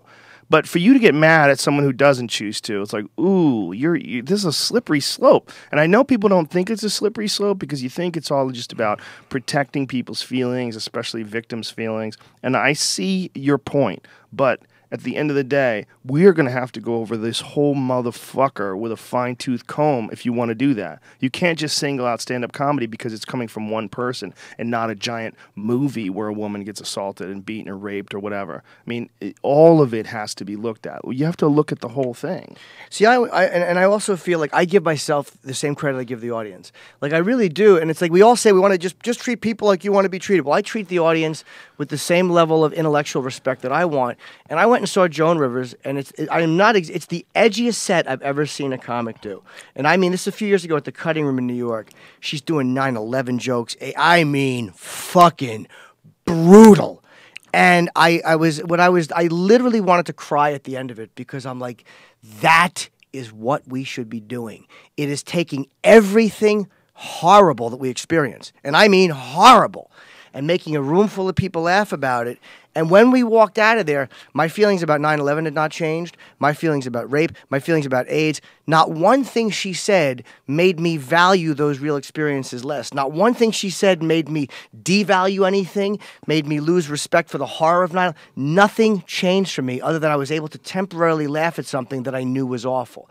So why wouldn't I give my audience the same credit for being able to come to the conclusion I came to watching Joan Rivers? Well, to take their argument, it would be because you haven't been raped, you haven't been murdered, you didn't lose loved ones in 9/11, and that what you should be doing by omitting rape jokes is you should be avoiding triggers. You get PTSD triggers, avoiding people freaking out and thinking about their rape while they're at a comedy show just trying to have a good time. And so their opinion is set up entirely to protect the victims of these crimes. It's not like a person like you has a certain sensibility about 9/11. Joan Rivers defies that sensibility but does it in a humorous way, and you walk away with the same opinions that you had going in, because that's not really what you're dealing with. What you're dealing with is a victimization crime, a crime where someone's been dehumanized, and them being in the audience watching you talk about that, you should be more sensitive than that. So that's their argument. Their point is that, it's a very good argument in a lot of ways. My point back to them would be, I do understand that, but like I said, whenever I talk about Tiger Woods' text messages, I reveal my own. I talk about my own. I also talk about things that have injured me. Right. I talk about my own suicide attempts, my own sexual proclivity. Like so, I include Well, you do. You certainly everything do. horrible and things that have affected me and things that haven't. I don't. It's not like I exclude things. And if you break down humor like that, like you said, fine tooth comb. Every single joke, or 90% of the jokes you do, unless you're talking about balloons or bouncing a ball, have hurt somebody. Well, you talk about, oh my God, was I drunk driving? Oh my God, that's children being killed by drunk driving is not fun. If we get that literal with humor, then almost all jokes comics tell are going to be up for a careful examination. And I think Matt and Trey said it's either all okay or none of it's okay. I won't make pedophile jokes when Kevin fucking Bacon can't play him in The Woodsman. I won't do gun jokes when fucking Hollywood can't tell me how bad guns are, and then they make a movie called Two Guns, which I have no objection to. But then don't fucking preach to me about guns, motherfuckers. Yeah, exactly. It's like just, I don't care what you do as an artist. Leave me alone as an artist. I don't tell you what to do. Don't tell me what to do. That's all it is. No, it's your point is dead on, and it's a very important point. The idea of censorship. I can understand that people don't want someone in the audience to be impacted negatively about you making light of something that's a horrific crime that they've suffered from personally. Yeah. But that doesn't mean you should stop. Okay? And it doesn't mean that you're a dick either. What it means is you're saying something that hits them personally. And, then maybe you shouldn't go see Jim Norton. And that sounds like a fucked up thing to say, but really that's the reality of the situation. It's just what you're doing is a style of art. People who don't want to be scared don't go see The Conjuring or The Evil Dead because I don't like horror movies. How come nobody's trying to stop horror movies? People that don't like them don't go to see them. Right. So the same way should be with certain types of humor. And when you break it down, what's the worst that can happen if you see something like, am I going to talk about something that they don't show on Law and Order constantly? Jesus, the whole thing's a fucking rape murder fest. Everything people like is a rape or a murder or some kind of voyeurism. And I will acknowledge and honor people's abhorrence to violence when there's an accident in the southbound lane and the traffic in my lane doesn't slow down. People slow down to look because they want to see it. They want to fucking see it on some level, but they don't admit they want to see it. And I hate their lack of admission. Well, there's a weird exclusion thing too. If you're discussing rape and you're not discussing murder, if you have anything that involves rape in a tweet or something, you're a piece of shit, or you should have had a trigger warning in there. Like, this is the attitude that a lot of people are taking about this stuff. But why doesn't anybody have the same issues about murders? You can talk about a murder. You can talk it's very rare that people get upset at murder jokes or murder movies or anything murder. But there was a Obama thing recently where Obama said that he could have been Trayvon Martin. And I said, you know who else he could have been? He could have been a little kid that got killed by drones. Right. Nobody. Right. That's it's not really a joke per se, but it's kind of like mocking him. It's mocking the idiocy of this, but it's also bringing up murder. It's bringing up people getting hit with missiles and their bodies exploding. Why is that image any less disturbing than the image of rape? Are they equally disturbing? Are they both off the menu? Or why are we only going with rape off the menu? How come there's like zero push to take murder off the menu? Their argument would be because, and again, this is what they would say, is because rape, murder victims or murder is not, you're not taught to be silent about murder. Okay. You're taught to be silent about rape. And there's a lot of rape victims who are too scared to report the crime. No one is scared to report a murder unless it's a mob thing. Right. They're saying the perception of the crime is different, and there's such a shame with it, where there's not a shame with murder, there's not a shame with these other things. And again, I heard what she said, and I listened to it, and I did get it. But I won't. I don't do a whole shitload of jokes on rape victims anyway. But if that's the case, and it probably is the case, then be for castration of rapists, or fight the fact that the recidivism rate is so high in these fucking pigs because they're being let out of jail. Like, fight that. Yeah. Don't worry about what dumb jokes. Contributing to a fucking rape culture is nonsense, and it is to say a comedian contributes to rape culture is simply bullshit, and it's simplistic thinking. It's a way of saying, I don't like what you're saying, and I don't want you to say it, but I can't come out with that, so I have to find a higher reason, which makes it sound like you shouldn't say it for this reason. You know what I mean? Well, even the term rape culture. You know, someone on my message board said, "Do they have like meetings? Do they have a magazine? Like, is it really a culture? Like, what are you talking Right. about?" And by calling it that, by defining it in those terms, calling it rape culture, would you put quotes around that? It starts to be real. And what I don't mean that it's going to encourage people to rape, but I mean the idea that there's a culture that supports rape is going to be real. It's going to be something that people address as if it's real, regardless of whether or not it is. Is it real that people rape? Absolutely. But is it real that our culture supports it? Fuck no, man. of course not. Most people have moms. Most people have sisters. What we have a problem with in this country is a lot of people are making shitty human beings. There's a lot of terrible fucking parents who are doing a shitty job, and they're making shitty human beings, and they're also raising these shitty human beings around a bunch of other kids that were created by shitty human beings, and they don't know what the fuck they're doing either. And no one's paying attention to their kids. Making a human being and raising a human being is a massive undertaking. Right. And all the people out there that are doing their best, I commend you and congratulate you. All the parents out there that are taking their kid to wrestling classes and martial arts, and their daughter to dance classes, or what martial arts if she wants to do it, or anything where you're getting them involved in activities, building discipline in them, developing their character. Most people don't get that in this life. Right. They don't get taught how to behave, how to be a good human being, the qualities and the values of friendship and community. That should be bestowed upon children at a very early age. But for most of us, we have to get the fuck out of the house before we can even figure out that on our own. And we figure it out by friendships, and we figure it out by meeting people in life and learning from them. But we're doing a real shit job of raising kids right out of the box. And so you come into life with a deficit. And that deficit manifests itself in a bunch of shitty fucking behavior, whether it's violence or whether it's rape, whether it's stealing, whether it's plagiarism, whether it's taking advantage of people in any way. Like, what are you doing? Like, why are you doing that? Why are you being such a shitty human being? And that's what is not emphasized enough in our culture. It's not just about making money. It's not about getting ahead. It's about cultivating good friendships and a happy life. And the only way you could do that is to be nice.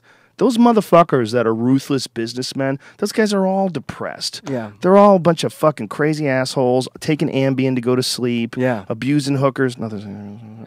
But hey, easy.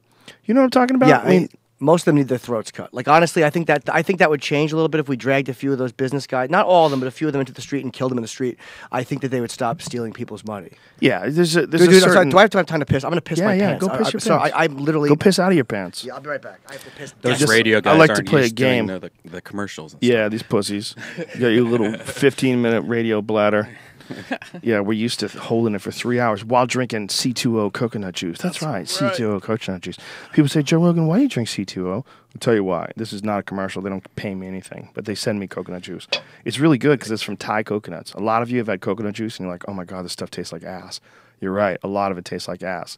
Thai coconut's a different animal. It's short. It's like only like 5 feet tall, and it grows in this like it's almost like a bush. It's a totally different thing. You know, you think of those long, tall ones, the coconuts at the top. Those aren't so good. But the Thai coconuts, oh, it's like sweet. Oh yeah, it's so great too. Like if you're like hungover, or when you wake up in the morning, you're just like dehydrated. Yeah. Chug that. Yeah, I found out from my friend Edwin at jiu-jitsu. He came in and brought a case of this shit and started handing it out to people. And I go, what is this? I'd never had it. I'd had coconut juice and it was gross. But you know what's the best shit? When you Right have the out of a coconut. Yeah, that's my Yeah. thing where they chop off the top and you have a little Ooh, straw. that's so good. And then you eat a little of the skin that's in there. Yeah. like Scoop it ice out with a cream. spoon. That's the Yeah. best. If you can just hack the top off of a delicious coconut and get a straw in that bitch. You know what's weird? I just found, I think we talked about this last podcast, and we briefly talked about it today. I just found out like the blue cigarettes, the one that we always talk about with that one dude in it, the sexy guy that's smoking the fake cigarette, Stephen Dorff. That company, Blue, is owned by the third largest tobacco company. Oh, there you go. And then the second largest just bought a new company, and that's what their thing is now. That's the way they're hooking the kids on nicotine now. We have these fake cigarettes with the cool blue lights, and we're making them flavored so it tastes like watermelons. So now that's how they're getting you again, and then they're making it better now. The kids are. I know somebody that just got one of these cigarettes, and she's like, "I quit smoking," and I'm like, "Oh, that's great." And I was like, what do you got? Well, I got one of these electronic cigarettes. She sat there. I watched her for probably like 5 hours, nonstop, just sucking on that thing like it was air. And How about those batteries? Yeah. That's pretty impressive. Yeah, those batteries last pretty well. They're rechargeable, and they even have like little USB plugs, so they seem like a cool technology toy. Yeah, they you have know? a box. I've Yeah. seen them. They have like a metal box or a plastic box that they charge it in. Some of them, Yeah. like the one that I have actually has this thing you just hook up. It has a USB cable. You hook up to your. The Jenny McCarthy one that she's pitching, she's got the opposite of the Steven Dorff commercial. What are we doing? We're doing blue commercials for these fucking people. How was the gathering of the Juggalos? Did you anything crazy happen when? No, it's funny. Those guys from ICP have been really nice to me, and I was like hesitant to do that gig because I hear it's like you're in the woods. Oh yeah, I have never watched this. I can't watch myself. What was this? This is a TV show, right? This is their show on Fuse. I was one of the first interviews they've What's done. their show on Fuse? What is it? Where they just watched videos and kind of mock them. It's like a Beavis and Butthead thing. They smushed you in between them. This is uncomfortably close. Yeah. That's what was part of it to make you. I think I was one of the first interviews they ever did. Why did they want to touch you like that while they're sitting there? I don't know. I think it was just for camera framing. That was What a all. shitty job of camera framing. Yeah, they just block us all in That's there. ridiculous. That's like who's doing it? Their cousin? I think that they just like the uncomfortability of it. The fact that it just Oh, really? looks weird. Yeah. But the gathering of the Juggalos was the travel to it is an abomination. But it was a really good gig, and there was like 700 people in a tent. I mean, they Wow. were nice. They were a bit chatty, but nowhere near what you'd expect at an outdoor festival gig. Like I loved it, Right. And they were Oh, no all shit. fucking nice.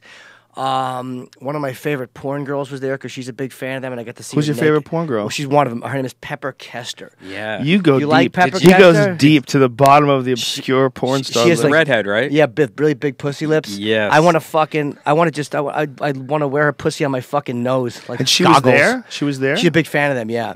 So that was the highlight. Did you for get her me. backstage? Did you hang out with her? Did We're that end friends. No, we don't do anything. She does mostly. But I understand that she does mostly lesbian porn. I have no shot at fucking her.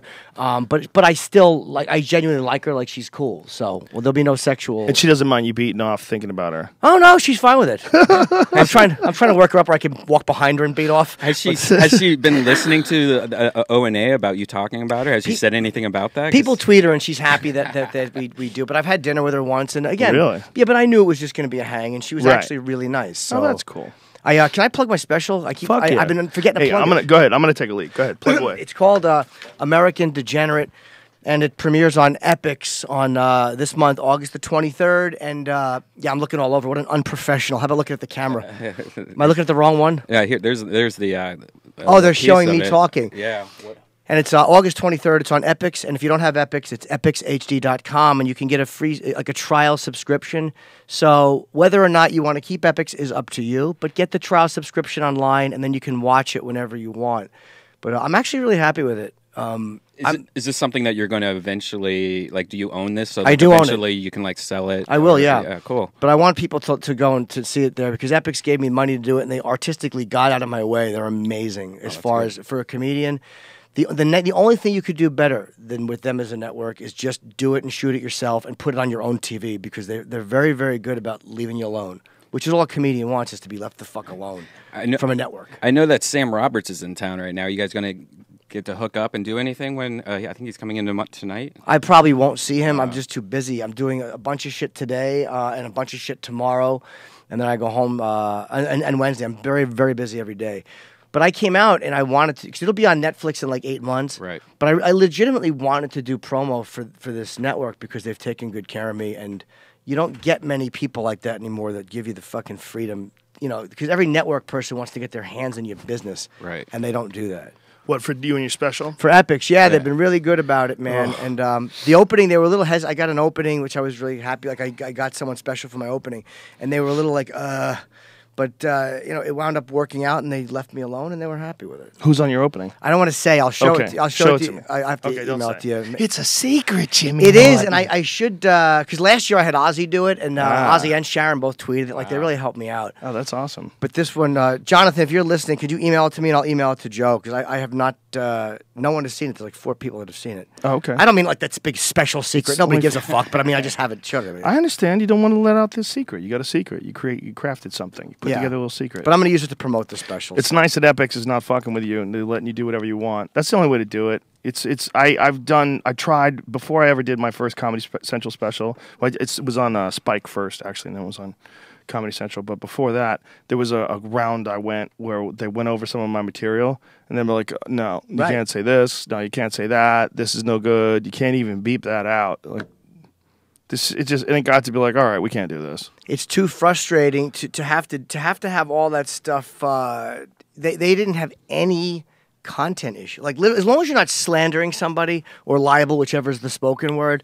Like you got to be careful. You can't walk up and just say things that are going to get you sued. Yes. That's the only thing they cared. Like they were like fine with it. They were very Right. hands off, and That's beautiful. it was refreshing. Well, you know what it is, Jimmy? I think that the same thing that we were talking about, how there's a broad spectrum of art that people like, whether it's music or movies or whatever. There's also a broad spectrum of content distribution methods, and the one that we've all been stuck with was television. Yeah. 15 minutes commercial, another 15 minutes commercial. All these fucking commercials and all these breaks and all this editing and all this censorship. And all this shit they're trying to sell in between in Toyota cars and Tide fucking detergent and all this shit that they're doing, it's other than the actual performance itself. Then all of a sudden the internet comes along. And then like Louis C.K. did, you release it all, you sell it for $5, you watch the whole thing in its entirety, and then you go, well, why would I ever fucking do it any other way? Why would I try to listen to a bunch of other people try to shape it and then put sandwich commercials in it and then censor it? It's such a shitty way of distributing content. Yeah, and it became. You're right. The only way we knew was that. And That's then all we ever had. Now there's a new way, and Louis changed a lot of things because the networks realized that they have a certain amount of power still, but that is slipping and slipping. Yeah. And I think you could do an online special if you wanted to. I and did be one. Oh, you did? Okay, so Yeah, my last one was online. it was totally online. I did it on. I paid for it, did it online, and then sold it to Comedy Central. So it's sold to Comedy Central now, and then I'm going to do great. another one, and I'm going to do it the same way. And it's like, and Louis set a perfect bar too, so nobody can get greedy, because Louis like top shelf Right. A+ stand-up comic, one of the greatest of Yeah. of our generation without a doubt. Sure. Like between him and Rock and Chappelle, there's like 4 or 5 people that are the greatest of our generation. So if he puts up a $5 special, that's what it costs now. That's what it costs. Everybody's going to do $5 now. Because if somebody stepped up first and tried to do 20, and then everybody, it would have been one of those things. Like, what do I price it at? But Yeah. he made it super reasonable. It wasn't just that he was the pioneer in doing the first one like this, but also that he set the bar as far as like the expense. He set it really reasonably. Yeah, and he was I very like smart. that. Very Yeah. smart to do that. I and- like that. It's a good, and it's also when you cut out all the other bullshit, like as far as like you cut out all the other bullshit as far as like networks and commercials and putting them on, the amount of production money that has to be paid off by commercials and all that jazz. When we take all that out of the equation, it's like it's pretty easy to get your money back. You don't Yeah. have to sell that much to get your money back, and then it becomes profitable. Well, unless you're dealing with one of these fucking the networks or production companies that want to sneak in a 30% distribution fee on top of everything. They fuck so many guys doing that. Well, yeah. Well, you get some back end money, but they don't tell you that the 30% distribution fee, which is a VIG, you're paying a VIG, comes off. So it's like, well, we made $100, but no, we only made 70 because the 30% distribution fee comes off. I'm like, what's it for? Well, it's just a distribution fee. It's a non-existent fucking thing. So, it's nice to be on my own with this one, and I own it, and Epix is leasing it, and they were amazing about it. Well, you're on Sirius, and you guys are on 5 days a week or sometimes Monday 4? through Friday, yeah. Monday through Friday. Yeah. Now, do you ever think about doing something on your own? Do you see, like, in the time that you're on, like, you guys were one of the first on Sirius Satellite Radio. And, in my opinion, like that move where we guys shifted over to Sirius Satellite Radio, that changed a lot of like people's ideas of like how to do a radio show. Because between you guys and Stern, all of a sudden we heard swearing on a regular basis on a radio show. And it became, and Brewer's show, Brewer Unleashed, you got to hear like people just hanging out. And then I think that is what gave birth to a lot of podcasts. Yeah. But you don't do a podcast. No, well, you know what it is? I get 20 hours a week with those guys, and we replay all day. I have 5 nights a week on Ozzy's Boneyard. I host the music show. Right. And I do my own advice show once a week on Wednesdays for 5 an hour. nights a week you do Boneyard? Yeah, but it's only, again, you pre-tape it. But yeah, I mean, my voice is heard 5 nights a week Wow. on Boner. So, and again, the 1 hour advice show I love on Wednesday. Like, that's actually some of the most fun. Thank you, man. I love doing I love that show. But my voice is heard a lot. Mm-hmm. And I'm freed up to do my stand-up, which is what I want to do. And I have 2 shows that I want to get on the air. That's my new obsession. Talk show? One talk show, and I have one scripted show, which I actually think is good. And I'm ultra critical of my shit, and I always think it stinks. But like, I'm actually happy with this, so hopefully I'll be able to get it sold or do it online. I'm just not big enough to do it online yet. I hope you never leave O&A, but if you ever did leave O&A, you would have a gigantic fucking podcast. I don't know. I feel like I wouldn't, and I mean, maybe I would, but I feel like I would be like, I would be afraid to do that, man. Like, I love interviewing people, though. Like, I love doing it, but It's that East Coast podcast, man. They just don't trust podcasts on the East Coast. no, you know what it is? I got spoiled with radio because I'm so used to doing it that way that to do it on my own. Like, I love your setup here. You have a bigger studio than we do, and I love the way you've got it set up, and it's a great hang, and it's well done. Yeah, well, this place, I just had realized that somewhere along the line I was eventually going to have to do something. So I found this office space and just over the course of a few months put it together. But it's really only become functional over the last few months because for the longest time we had a terrible internet connection. It's a pain in the dick to build something like this. Sure. We had to get a fat pipe put in here, so it's like 100 megabytes up and down. It's a tremendous internet connection. So now we can stream and like easy with no hiccups, Right. download things at ridiculous speeds. Before we were like crippled with like a shitty DSL connection. There's a lot of things that go into building one of these things or hiring people to build one of these things, but it's cool to do because it's cool to like make it your way. Like, I want a brick behind me. Okay, let's make it bricks. I want a werewolf in the lobby. Okay, let's get Right. a werewolf. You know, I want a oak wall or oak table that's made out of 100-year-old reprocessed farm wood or reclaimed farm wood. So you can do shit like that. Because it's So- yours. Yeah, because you don't have to go through a bunch of producers. Like, well, what we want is you see this thing behind me? This goofy fucking I thing? love that thing. Yeah, Yeah, I this like it is this is created by producers. I want one of these. These things on the wall, these black things that look like a swastika. Yeah, that shit's so weird. They're claiming. People are claiming that's a swastika. I don't mind it though. You know what? It doesn't hurt the room at all. I think the whole setup here is great, man. And I would be too nervous to do my own podcast. Oh, you're so crazy. You'd be awesome at it. I don't know. I bore myself a lot. Like, I hate listening to myself.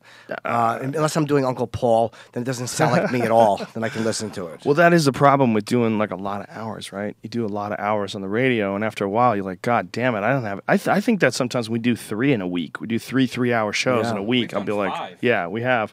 But after like 3 is where I feel like I don't want to hear me anymore. You know, I'm tired of me. So you must be tired of me too. No, it's 20 hours a week we do, and again, it's draining sometimes, but it's also fun. But it's also developed your conversation skills, and that's one of the reasons why I really enjoy you. Like in that Lindy West thing, it was a fascinating debate. You were the perfect person for that because you're so succinct with your words. You're so used to being involved in disagreements with people where you know how to keep things civil no matter what. Like one of my favorite disagreements with you was the Jesse Ventura one. Yeah.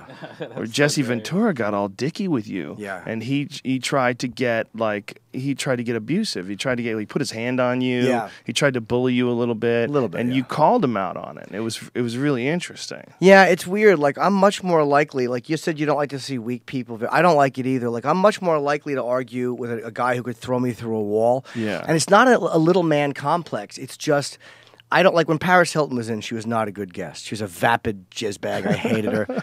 But she wasn't being vicious, and I was like, it's just too easy to attack her. Right. Who gives a fuck if I do? Jesse Ventura, I did not want to have this interaction with. I would have preferred it to be civil. But the video does not tell the whole story. The audio tells the whole story. But the video, because Opie's so OCD and nuts, he didn't tape all of it. He taped like when it started to get heated. But Jesse was more aggressive with me. And, when he patted me on the way out, I knew he wasn't trying to hurt me.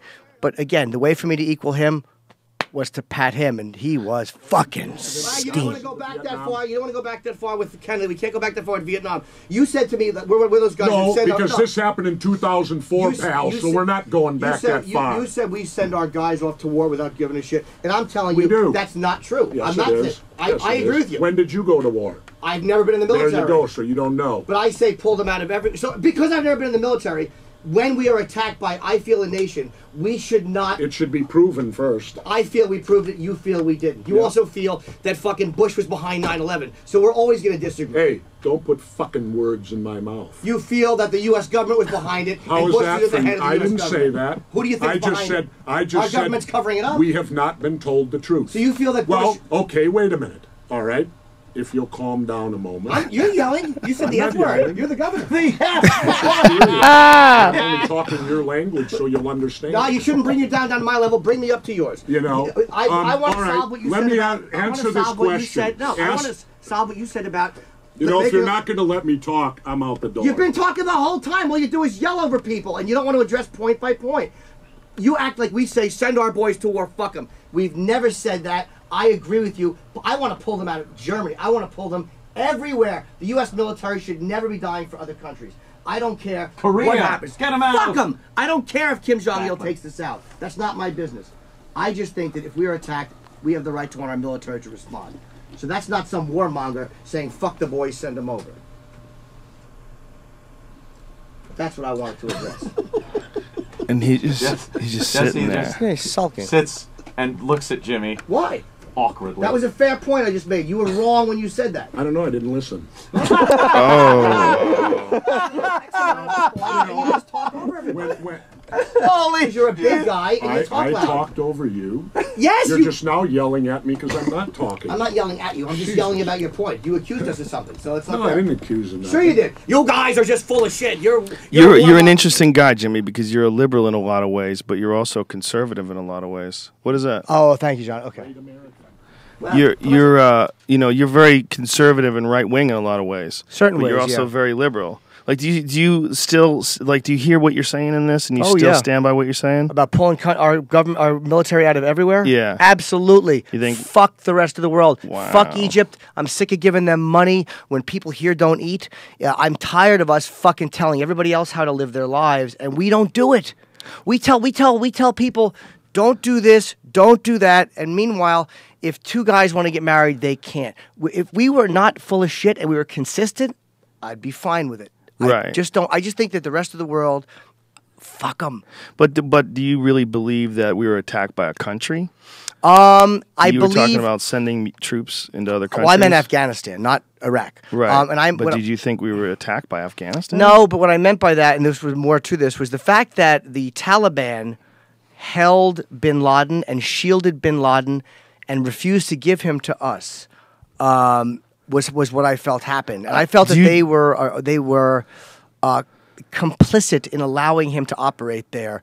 So while the whole country didn't attack us, I feel had they just given us bin Laden, we never would have attacked Afghanistan. Right, That but was my feelings. you're a smart guy, and you know that the line that you get from the media, whether press releases or what have you, garbage. you know it's garbage. Sure. So why would you think that they really were shielding Osama bin Laden in Afghanistan? When you know what you know about Jessica Lynch, where they lied about Jessica Lynch being rescued, she was kidnapped, and meanwhile she was just in a hospital in Iraq, and they didn't even fire a bullet when they got her out of there. And she actually was pretty vocal about it, and in that received death threats and was threatened by numerous people that she was called a traitor because she didn't go along with the company line. And then, of course, you know the Pat Tillman story. You know the difference between his brother's version of the events and his brother's version of how his brother Pat Tillman felt about being in the war once he was there. So different from what the government was saying in their press releases. And then when we found out that it was actually friendly fire that killed him, he was actually killed by American troops, the whole thing becomes incredibly complex and really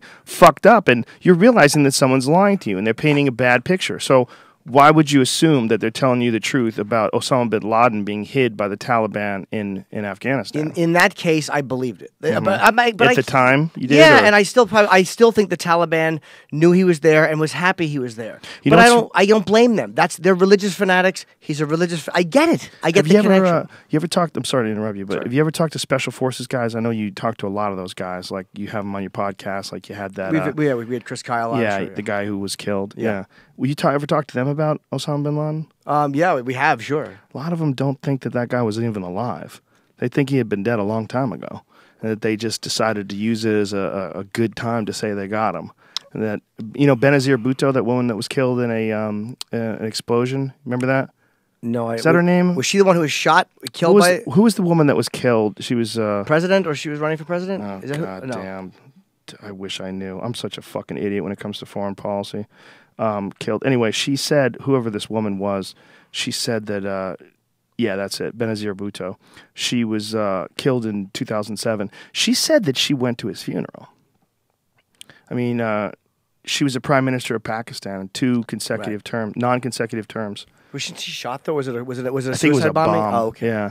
And she said, I mean, this is not a woman that has any reason to lie. She said she went to his fucking funeral. Well, then And maybe a lot of the Maybe it was one of those fake funerals. Yeah, just to maybe- honor, exactly. to honor, like No. you know, like the hey, well, maybe, he's dead. or just to fucking put out. Maybe they knew that bitch would tell. Yeah. So let's bring her to a fake funeral. She'll talk some shit. We made a fake Osama bin Laden, and then he can hide in Pakistan. That's possible too. it didn't really help Obama. I mean, like I firmly believe. I do think that he was there.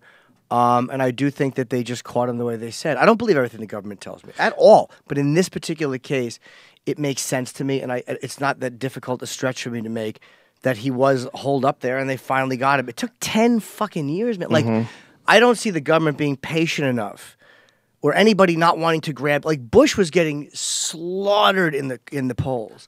There's no way anybody would, like on the Republican side, would have allowed that to continue. Or, you know what I mean? Where they could have grabbed the glory for it as opposed to under Obama's watch. So do I believe that the Taliban was... If it was the French government, I would not have believed they were hiding him. Even Saddam Hussein, I probably wouldn't have believed. And I was originally for the Iraq War, and then I'm against it. I shouldn't have been for it. But with Afghanistan, I feel they were much more of religious fanatics, and you see the way the Taliban are. And I do think that they were protecting him and they were okay with him being there. So that was why I was okay with us lashing out at them.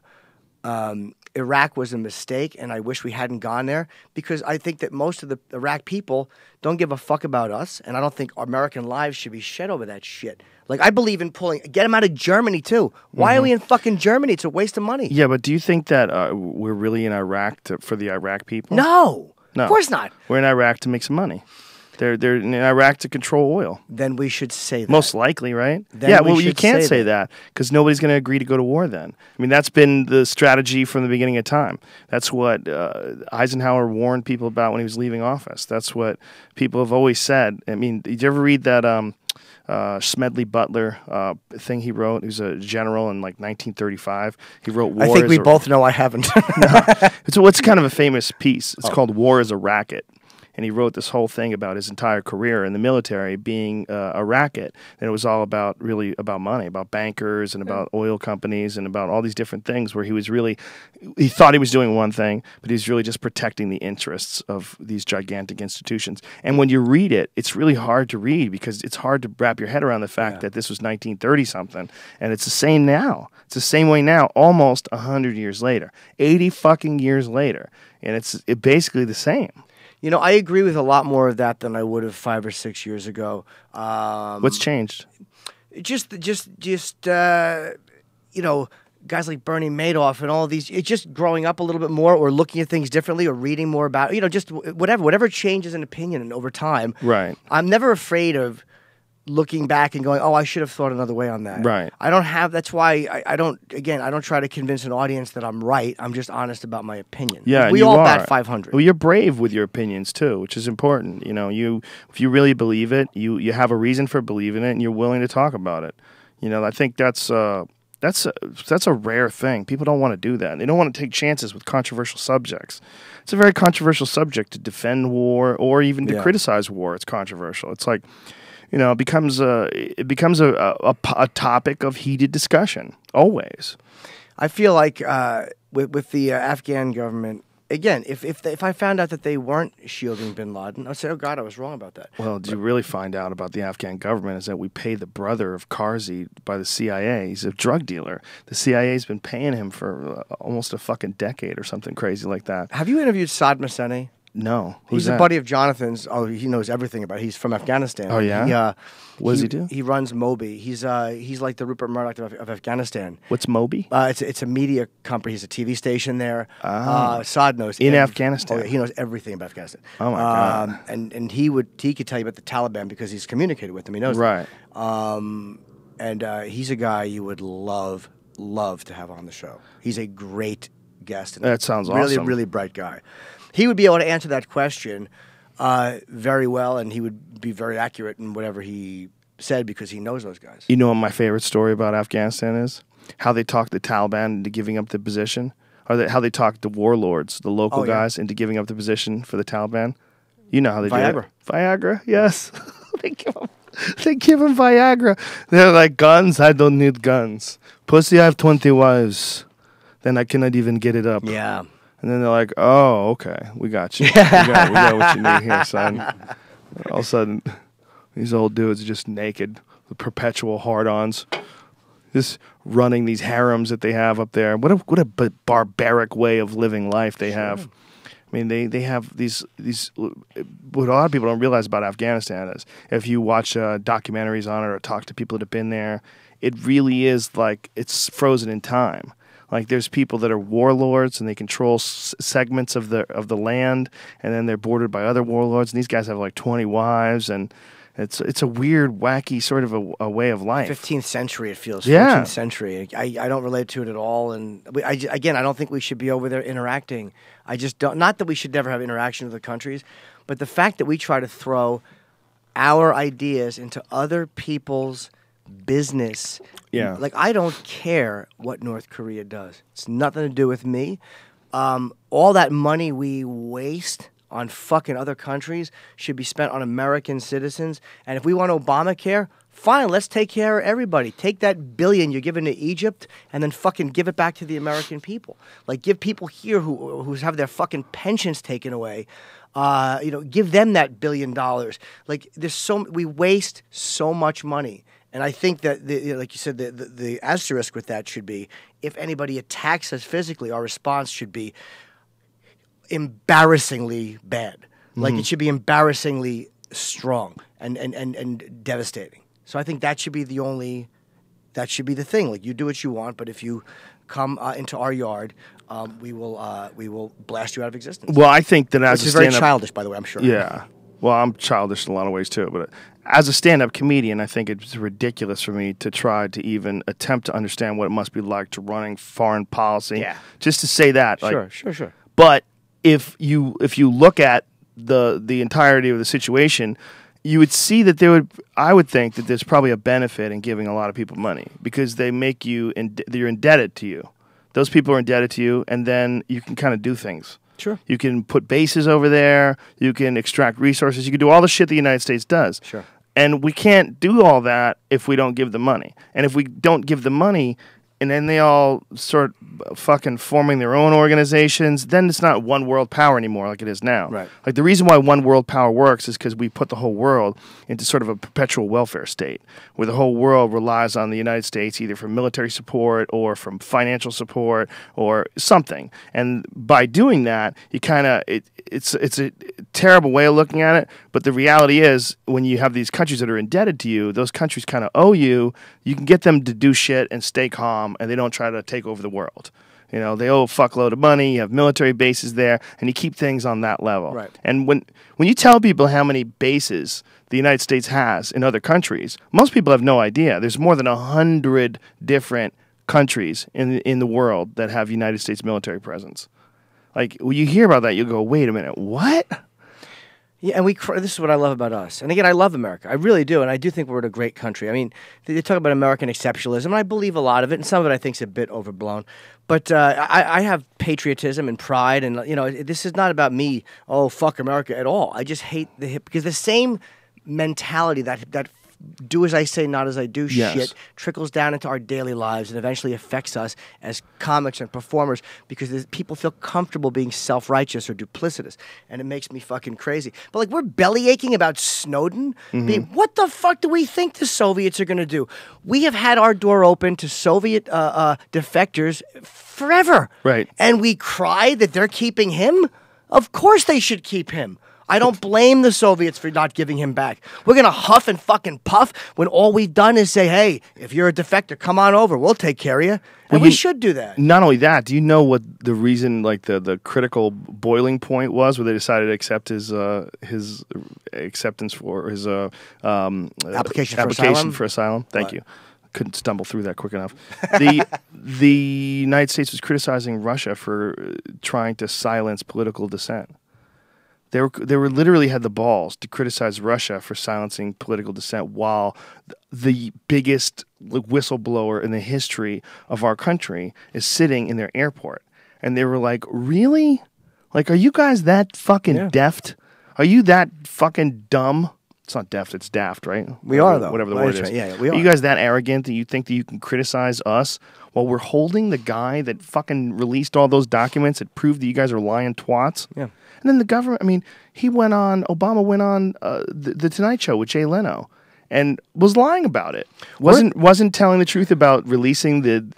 First of all, he was saying that people are not being spied on, but that's not true. People are being spied on, and they're telling the DEA they're showing them how to fake a investigation so that they don't show that they got the records from the NSA. They're showing them how to retroactively piece together an investigation. So they say, well, we arrived at our results this way. I mean, if you already know someone's guilty because you have the NSA paperwork on them, email, phone calls, what have you, all you have to do is zoom in on this guy, and then you could find the evidence and find a reason to investigate him because you know he's guilty already. You can just piece it together easily. And again, were they doing that to American citizens for normal interactions, or was it really for people who were using the loophole of being here and communicating so we couldn't get into it? Like, it's almost like somebody once said after 9/11, the Constitution is not a suicide pact. Like, were they attempting to, and again, I don't know the answer to it, were they attempting to use, like, America's laws kind of against it? Like, well, I'm here. It was American citizens using the DEA. The DEA was investigating American citizens for selling drugs. Oh, it was drugs. Okay, yeah. I didn't realize you were saying that. Yeah, as far as I know, it's American citizens. I believe so. I'll have to go over the story that again. I don't want. That I don't want to use for that, right? I don't want to use Well, not just that. The real problem with it is not just the fact that they're catching people doing things. Like, I'm all for you removing meth labs. Don't get me wrong. Sure. The problem is you're also asking investigators to fake an investigation. Sure. And when you do that, you're asking public servants to lie. And you're asking people that are in a very noble position, the position of law enforcement. You're asking them to behave unethically. Yeah. You know what the fucking laws are. And, you know, if you catch someone doing something and you don't want to reveal the method in which you caught them so you think it's okay to lie, well, that's a slippery goddamn slope. Absolutely. That gets real slippery. Yeah. You're faking an investigation. What else are you faking? Well, I mean, that opens the door to you faking evidence. That opens the door to you faking a lot of shit if you think that a person is guilty and you can't prove it. And that's always been what's said. That's how OJ got off. That's the whole Mark Furman thing. That he might have, people said he might be fucking planting evidence. Sure. There's a lot of that shit is real. We see it all the time. There's a million videos on YouTube of cops that got busted planting things or stories online. People get busted. So that sort of mentality is extremely dangerous, and that's why I'm against it. Yeah, and that makes sense. And I'm against it for what is basically a perverse reason. It is just simply a dislike of this nosy cunt culture we have become, and it makes me crazy. So I like to see people getting it. Like, I like to see people going, oh, when it's me, it's different. And again, someone could sit down and go, well, don't you? Of course I understand the difference between the government doing it and us looking at Tiger. Of course I get that. Well, sociologists have an interesting take on what's going on. And it's as far as our attraction to gossip and gossip magazines and TMZ type things and celebrity gossip. And what they're saying is that we are in a weird point in time where we have the largest populations, big giant populations, but we don't know each other anymore. I mean, you live in New York City. You live in an apartment building, right? Yeah. How many people live in your apartment building? 45 stories, a lot. 45 stories of people. How many is that? Is it 1,000? 500, 1,000, maybe. I just don't know. Yeah, okay. Maybe 1,000 people. Think about that. Think about what a big neighborhood that is. That's a massive neighborhood. Yeah. How many people in that fucking building do you know? Literally my neighbor and a couple, maybe two. Yeah, it's craziness. So they're saying that we are missing a need for a community, and we're missing. There's like a draw of like busybodying about each other's, like finding what the cultural parameters and boundaries are, and establishing them by talking about shit. And normally there would be like a village, and everybody in the village would be like 50, 100 people, whatever the fuck it is, and we would all kind of know each other's business and figure out what's cool and what's not cool. Sure. But when you're in this weird situation where you don't even know the people around you, and then you're watching Keeping Up with the Kardashians, that fills the void where community should be. That's why people are so goddamn attracted to quote-unquote reality shows as opposed to scripted shows, because they know when someone's being a dickhead, there's no script. Right. They're just being a dickhead. And you're like, oh, that bitch, I can't believe she said that to him. Yeah. And they're really drawn into it because they're lacking like a real community and a real like established like group of people that you interact with on a regular basis all the time in your village. And plus, well, network TV did that to themselves by emasculating comedies and language and making everything so soft and wrapped up and palatable that that reality now stands out so much more. Part of that is a lot of it probably is what you're saying, and some of it is because the writing on regular television is so soft. Yeah, and that's not, the writers are probably very good, but it's just such fucking predictable dreck. All of it is such shit. There's a lot of shit. A lot of it. Sitcoms especially. They're the worst. There's no honest language. There's no honest interactions. Everything is presented in a way that you know is going to be presented. Have you seen the ads for the new Jackass movie, Bad Grandpa? No. Yeah. Have you seen him? Yeah. Holy shit, is it funny. Oh, really? I went to see Elysium last night, and they had this ad for this Jackass film, and it's a film they did where they made up these scenarios and did all these little stunts, but they did them in front of real people. The people had no idea what was going on. I mean, it is fucking funny, like laugh out loud funny, because you don't realize as you're watching it, it was like, is this an act? Like, what is this? Just keep going straight. You're getting tired? Yeah. You shouldn't drink so much. Are we gonna get in trouble for this? They won't notice a thing. That's how it looks most of the time anyway. What are y'all doing? Whoa, whoa, whoa, whoa, whoa, whoa. These are real people. So he can look after you. So what they did is they had some scripted shit, right, and then they interacted with real people. That's funny. That penguin, bro. Nope. That's a great idea. But watch some of the shit that goes on. It doesn't work. Oh God. Nothing. Oh! Oh! That's hilarious. I'm hungry. Follow my lead. Okay, Grandpa? Well, they're gonna take that child away from you. I'm sorry. You are sorry. You're sorry as hell. You're very pretty when you're pissing mad. me off. Thank you for being here today. What's your stripper stage name? I look like a stripper? I'll just call you Cinnamon. Wanna have some fun? Yeah. You're a pretty little girl. You got it? One of these girls is a grandpa. Is that weird? We just never seen it, so it's different. Watch this.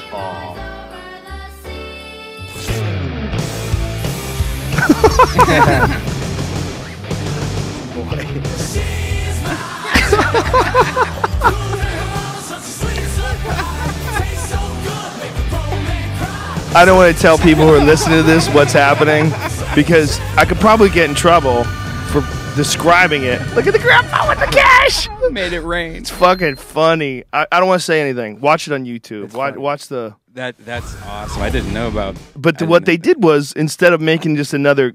Am I on? Yeah. What they did was, instead of making another goofy comedy, they made a hilarious thing where they did it in front of people, and the people had no idea. So it is like a movie. Real reaction. They do have like a Borat sort of a situation where they use real people as they're filming the movie. So great. They're gonna have to do shit like that. Yeah. The same tired premises over and over again. Like, I haven't been to comedy in quite a while. It's been a while since I saw like an actual like one of those movies, date movies or whatever.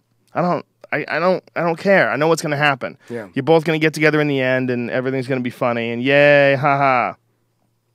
I'm tired of it, and everybody's tired of it. Yeah. That's why something like this comes along, and it's just like, holy shit. It feels different. What a great idea. It catches you off guard the way comedy is supposed to, or the Yeah. way a film is supposed to. It feels like, oh, this is fresh. Did you see Borat?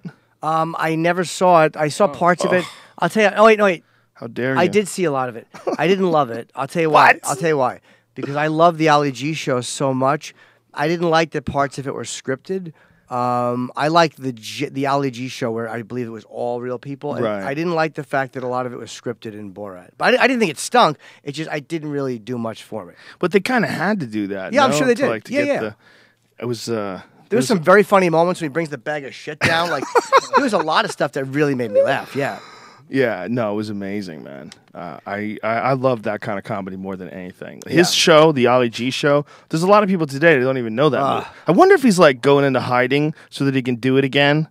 You know, because it's really almost like that show will never be erased from the. I mean, there's no way in this day and age you could sneak that past a publicist. He needs another. He needs another character. Another character that no one has seen before. But it would not just have to be another character. It'd almost have to be another person. Because it's too. The internet is too goddamn.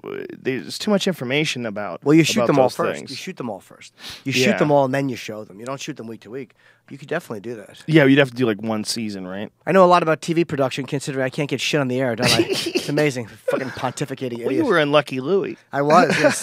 Once again, somebody else does something and I just come along for the ride. Fucking, I'm riding shotgun, my name should be. Your thing that you're doing that's scripted, is this something you created yourself? Yes. And it's a sitcom or what It's is it? It's like a single camera comedy about me being a comic and a sex addict, and yeah, I think it's funny, and I like, you know, I have like 9 episodes written. Who are you gonna bring it to? I brought it to a few different networks, and they liked it, but the problem was that Louis' a comedian. They're like, well, we don't want it because Louis, which I get, so I changed it to being a radio show host, which I actually like a lot better. And I've just been kind of frazzled with it. I just haven't done anything with it. I'm so stupid. What do you mean? What's wrong with you? I just, you know, I don't get this stuff done. Like, I should get it done. I have a manager. I have a personal appearance agent, but I don't have an agent. And we get as much done as we can. Why don't you have an agent? I don't know. It's a good question. You're so logical about other aspects of your life. Yeah, well, it's, you know, again, because I zone out sometimes. And I'm just fucking online, being a creep. And How much of your time is spent like being a sex addict? So much, dude. How much of your daily life? It's hard to say. When I'm doing good, I'm doing good. But when I'm doing bad, there's been times where literally I get home from radio at 11. And then all of a sudden, it's like, you know, I've eaten and stuff, but it's like, man, it's 8:30. I got to go to work. Like, the whole day was wasted. It's like so many of those days. It's like being in a fog. Plus, I don't sleep at all. Really? No, I'm always tired because I have fucking dumb sleep apnea. So you haven't done anything with your sleep apnea? I've done 2 tests. Literally, the only thing worse than a pedophile is a fucking sleep apnea test technician. Those fuckers. I knew what I needed. And I'll never forgive the woman for not testing me for it. I need an ASV machine, which handles complex apnea. And I'm finally going in for a test with a new company, probably within the next few weeks. But I need a mask that fits me properly. Like, you know, I need a custom-made mask. And there was a place that did them in Dallas, but I can't find them anymore. You lost weight. Yeah, thank you. I did. Did that make an impact on your sleep apnea? No, because it really wasn't that. It might have made the obstructive apnea a bit different, which is when your throat closed up because of your tongue blocking it. Yeah. But the central apnea, I don't think is affected by weight at all. What's the difference? When your brain just doesn't say breathe. Like, that's what's going on with you? I have both. Oh, it's called complex. Like, obstructive is your tongue. I'll lay there on my back and my tongue goes. Yeah, that's and me. I make that horrible sound. But then there's times where I'm laying on my side and I'll just go. And I'll wake up. And I'll realize I haven't breathed. My body didn't try to breathe. So what happens is I wake up with an intense itch somewhere, like in my neck or my stomach, or I have to piss, or I wake up like, and because your brain sends adrenaline to your heart to wake you up because you're not breathing. Wow. And what is the cause of that? Oxygenization of the blood. There's something off with that. They don't know completely. The central apnea is a newer one that they're addressing. Obstructive, they've done a lot with. Central apnea, they don't know as much about.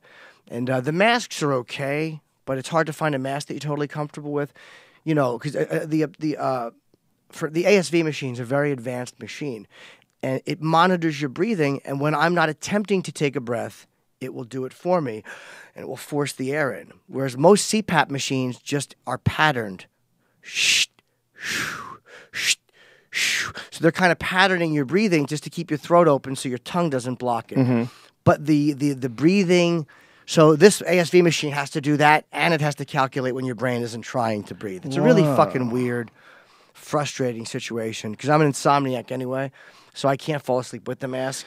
Do you think any of this has to do with? Is there any psychological things going on? Sure, I'm sure some of it. The falling asleep part is like when I'm acting out sexually, I don't sleep as well. Like if I'm jerking off to videos right before, it fucks my mind up, man. Like when I'm off sex shit for a week or so and I'm not jacking off and I'm not obsessing, it's like my brain goes, and I can breathe and think normally and live normally. But when I am constantly fucking getting that dopamine drip, like I literally was recently, I kept jerking off before sleep and I wasn't coming. I would edge. I would get myself close and then stop and then get myself close. And I realized this the other night. I feel high. Like I'm getting myself fucking high. Like I'm like a chimp or a fucking gerbil going for a little fucking. I'm going for this high feeling, and then I can sleep. It's sickening. How long have you had this issue? My whole life. It's Your whole life. Long before I drank, long before I did drugs, there was this. So, the sexual shit, like the jerking off didn't start till I was like 10 or 12 or whatever it was. But the edging, I don't come a lot of times because that's the end of the high. That's the end of the road. Wow. So it's like, I just keep it going and I keep it going because then you don't know where it's going to go. And I don't come for days or weeks on end because I'm like, or a week on end, I should say. Because when I come, I piss more because my fucking prostate's all fucked up because I've been edging. It's a disaster, dude. Your prostate fucks up because you don't come? Yeah, when I start and stop and start and stop and start and stop and then I finally come, then I have to piss like an animal. You know what I mean? I think it just fucks you up a little bit. I don't know exactly what that is. I don't have. But this is obviously something that you don't like about yourself. I hate it. I hate it. But you joke around about it, and you make a lot of comedy about it because it's there. It's always present. But have you ever thought about doing something to stop it? Oh yeah, without a doubt, man. What would you do? I would need to go to certain 12-step meetings, which I've attempted to go to, or I've gone to, talk to people in those fellowships that get it and understand it and don't go, you're just a guy being a guy. Like, they get it, man. Like, and I would have to just stop doing it. Like, it's really difficult because it's like you act out. Like, if I drink, I drink. If I get high, I get high. Of course, I don't do those things. But sexual shit is thought. And it's like, food is really hard because you have to eat to live. But with sexual shit, it's if I start thinking it, that triggers stuff, and it's really, really difficult to not fall into that pattern. I could offer you something. I could offer you. I don't know if you could do it, but what you should think about doing is an ayahuasca session. What is that?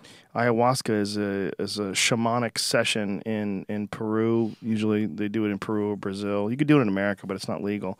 Where you're doing this combinatory psychedelic drug that allows you to look at your life. I couldn't look at all the issues that you have that's wrong. It's not a drug like that. Yeah. It's not a drug like it gets you high and fucked up. It doesn't get you fucked up. It shows you what's going on with your life. It'll show you it's the recidivism rate, like the rate of fixing recidivism in things like heroin addiction, and it's one of the best cures ever. That, and there's another psychedelic drug called ibogaine. Ibogaine, if you know anything about Hunter S. Thompson, that's what he accused Ed Muskie of being on during the 1970 political campaigns. He was presidential campaigns. He wrote some stories in the Rolling Stone saying that there was rumors that Ed Muskie had brought in a Brazilian doctor and he was high on ibogaine. Wow, I never heard that. But ibogaine is actually a different kind of drug than what he was describing. It's actually a self-reflective drug. Massively effective at curing people with addictions. I have a friend who had an OxyContin addiction, and he was really fucked up. He'd hurt his back, started getting on OxyContins, then developed a real problem. It's incredibly physically addictive. And he did ibogaine once, cured him of it. He's never touched it since, and now he runs an ibogaine center and helps people with it. There's the problem with me, too. A lot of it comes down to lack of willingness. It's a lack of willingness to act. Intellectually, I know what I have to do. Yeah, but you have a pattern in your mind that needs to be reset. Sure. And you could reset your mind slowly over time, or you could reset it in one big fucking dump of information, like a DMT trip or like an ibogaine trip. And I know you have this thing about not wanting to get high or not wanting to be intoxicated, but I think you're thinking of a completely different effect than what you're going to get on this experience. You might be right. It scares me too much. Like, it's something that... You should be scared of what you're doing, though, too. Oh, because obviously you don't like it and you can't fix it. Yeah, absolutely. I mean, but I can fix it. It's a lack of will. Like, there's a really weird thing. I know what the answer is, and like, I just like it too much. I like it too much. And it's Right. like, they said to think of liking lust is weird, but I like it. Okay, but let me ask you this then. What don't you like about it? I don't like the fact that it distracts me. It's consuming. I'm much more creative without it. I'm much more connected without it. When I'm on it, I see I'm always behind glass, and I feel like I'm not seeing any real human interaction at all. So it just overwhelms you completely. Completely overwhelming. Wow. And I make enough money where I can, if I want to, no, yeah, I can't be stupid, but I mean, if I want to get whores, I can get whores, you know? Right. And I do. Do you think there's a way that you could ever just sort of manage it? Is it a way where you can still indulge and enjoy a little bit of sex, but not let it overwhelm you? Sure. I don't think there's anything wrong with being kinky or having a relationship that's dirty. Like, I'm not looking to be, you know, I want to in and out through a sheet. You know, I just don't want to be, there's a difference between that. You don't want to be obsessed. I don't want to be obsessed with it and making it my whole point of existence. That's just too much. Don't get me wrong. I'm sure you probably can cure it without a psychedelic experience. Sure. But in the way you're talking about it, it sounds like a lot of other psychedelic, a lot of other obsessive, compulsive sort of things that psychedelics can cure. Maybe it could. Don't go to My Free Cams. Have you been there yet? No, I go to clitty.com. Who doesn't love some good cuckolding porn? I challenge any Is that man. what it is? Cuckolding porn? Everything that they've Oh, Jesus Christ. I wouldn't really want that, though. I'll tell you what I love. Cuckold? You wouldn't like that? Nah, I tell Big you, black guy to fuck your woman in front of you? Never.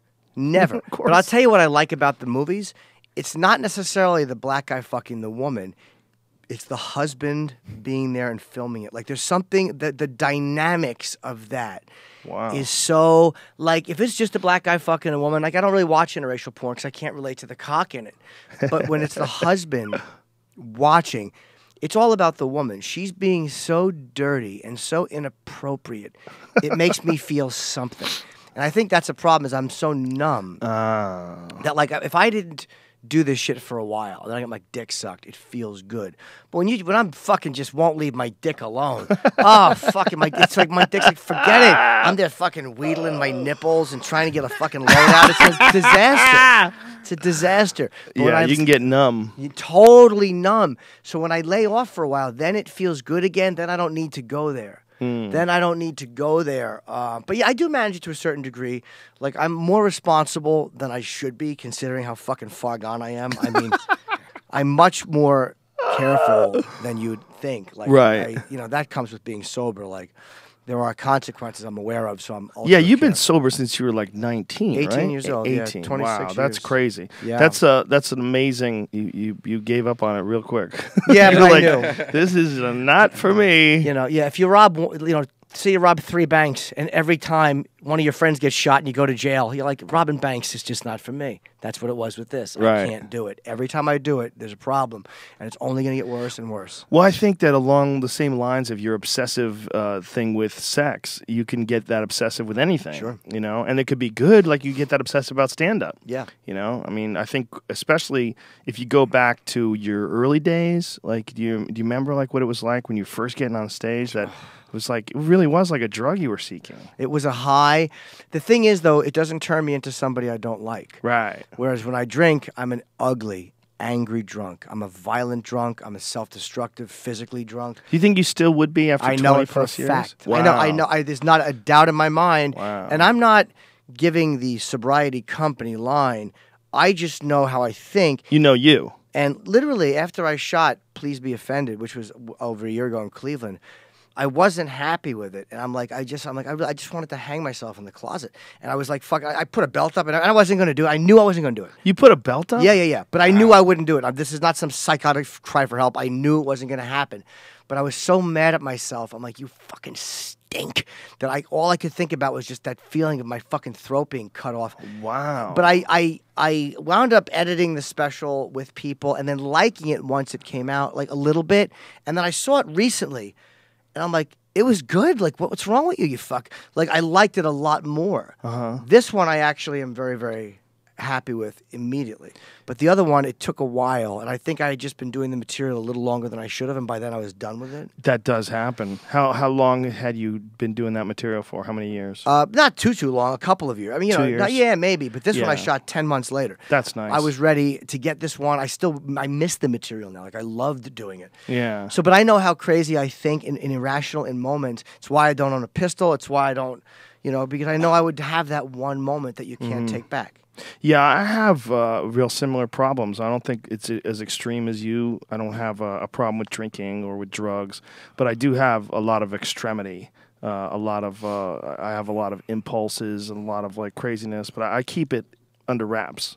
That's one of the reasons why I have to work out. Like I work out on a regular basis. Like I need discipline in my life in order to keep order. Right. But if I got like that, whether it was jerking off or if I got into a drug or it became like super impulsive like that, I'd like to think that I would be able to pull myself back because I'm objective, because I look at myself and I'm self-analyze a lot. But I'm not that confident. And it's one of the reasons why I've never touched anything really addictive.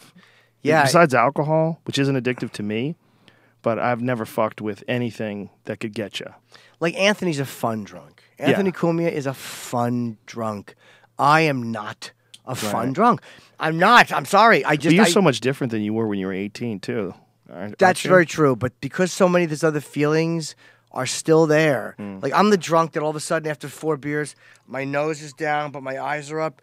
And I look like fucking that. Like, you ever remember in The Shining when Nicholson's wearing the maroon coat? That's like, that's the look I have, and I just don't trust it. And the price to pay is just too much, and it's not worth it. Hey, nobody knows better than you. Yeah. My friend Tate's the same way. He says I can't. He Yeah. can't do anything. Can't smoke a joint. Can't do that. He goes, it might be great, but then I might wake up 3 days later not knowing how the fuck I got there. And I don't miss it. I don't, but I don't knock it either. Like Right. like you smoke pot and you have a tremendous career. You're driven. You're I think the best announcer in sports. You have an amazing pot. Like literally, your life is very, very professional and functional and healthy. You have a wife and kid. Like you do all these things and smoke pot and like for you it's cool. If I could do that, gladly, but I can't. I know I can't.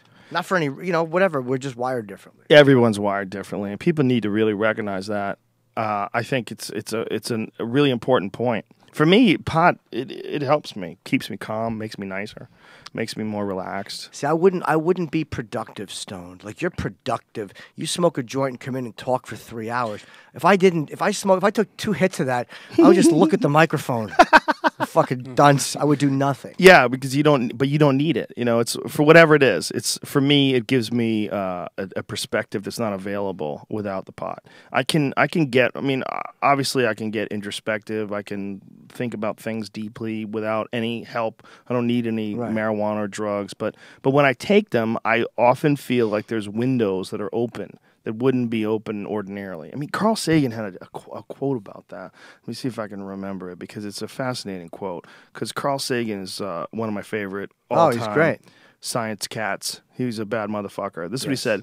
I'm convinced that there are genuine and valid levels of perception available with cannabis and probably other drugs, which are, through the defects of our society and our educational system, unavailable to us without such drugs.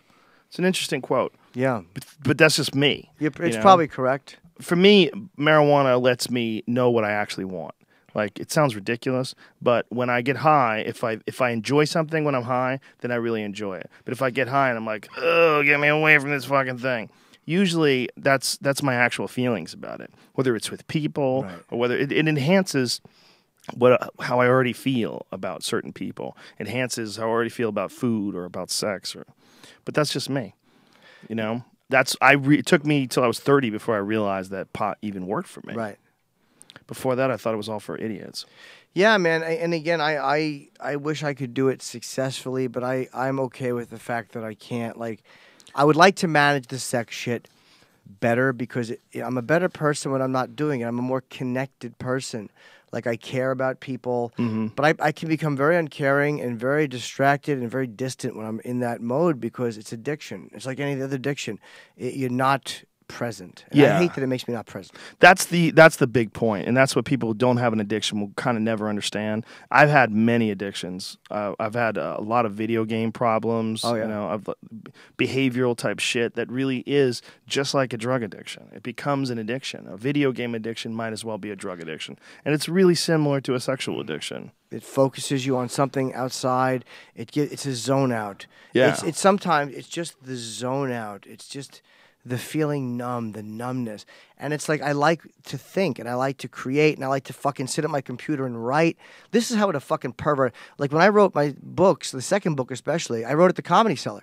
I would come up with stuff and I would write it in the cellar because I was surrounded by people, so I couldn't jerk off. Like I had to be in a public place to sit on my laptop and write. Like, you know what I mean? I would just be in the corner writing because I could do enough instant messaging where I talk dirty.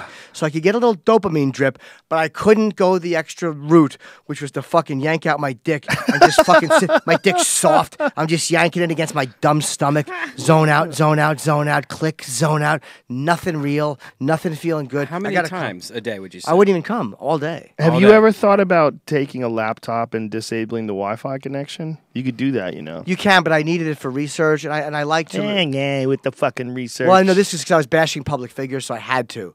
Like, for like I was while doing you were Shark writing? Day. Yeah, I had to. Oh, yeah. And sometimes you need that for reference, and I also like the distraction of it because it puts less pressure on me. Like, even if I'm watching Black Sabbath videos, like I'll go on YouTube and watch Sabbath live in fucking Melbourne again because I feel like watching Ozzy sing God is Dead for the 5,000. And that will distract me from it, and then creatively, like, oh, okay. It allows me to step away for a second mentally because when I'm just forcing myself, you know, write, I can't write.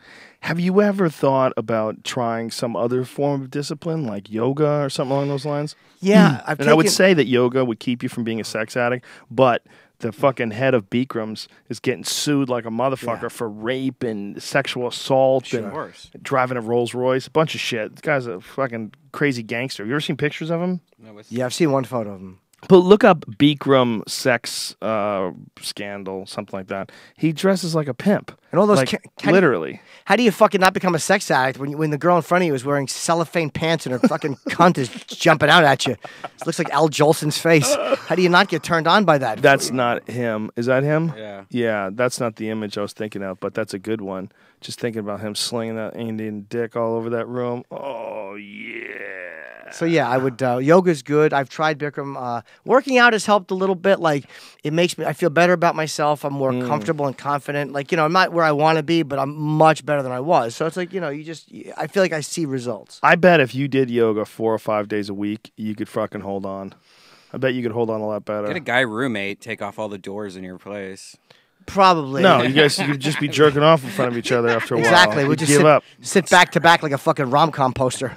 Jerk off, look at the same laptop. Yeah, do you think that, like, prisoners, do they not jerk off because there's other prisoners around? No, they just fucking do it. They give up after not a while. all day. Well, you talk to guys who worked at prisons, and they'll say they peek into cells, and dudes are just jacking it, like looking right at them. Like, they don't care after a while. Yeah, they just give up. You just get used to it. Yeah, the human mind is so strange as far as like what really like gets us on a track, and now it's so difficult to get off that track, and that obsession, like they just constantly wanting to find another video or another video or another video. Yeah. So it's a weird thing, man. It's I do a that weird, shit all weird day thing long too. Though. So it's like, to me, it's maybe 5 or 6 times a day. But it's that might, like, those cam sites and these like amateur video sites like Submit Your Flicks. It's just like gold. It's like nonstop. Yeah, you're just not as self-aware as he is. You're not trying to fix yourself. I'm not trying to fix. He's realizing he's a mess, and you're like, I'm perfect. I did the because I usually try to do it right when I wake up, and I did the where I didn't wash my hands good enough, and I was at Starbucks, and I had a little bit of lotion still on my hand when I was paying for my. Oh, good for you. Fuck that.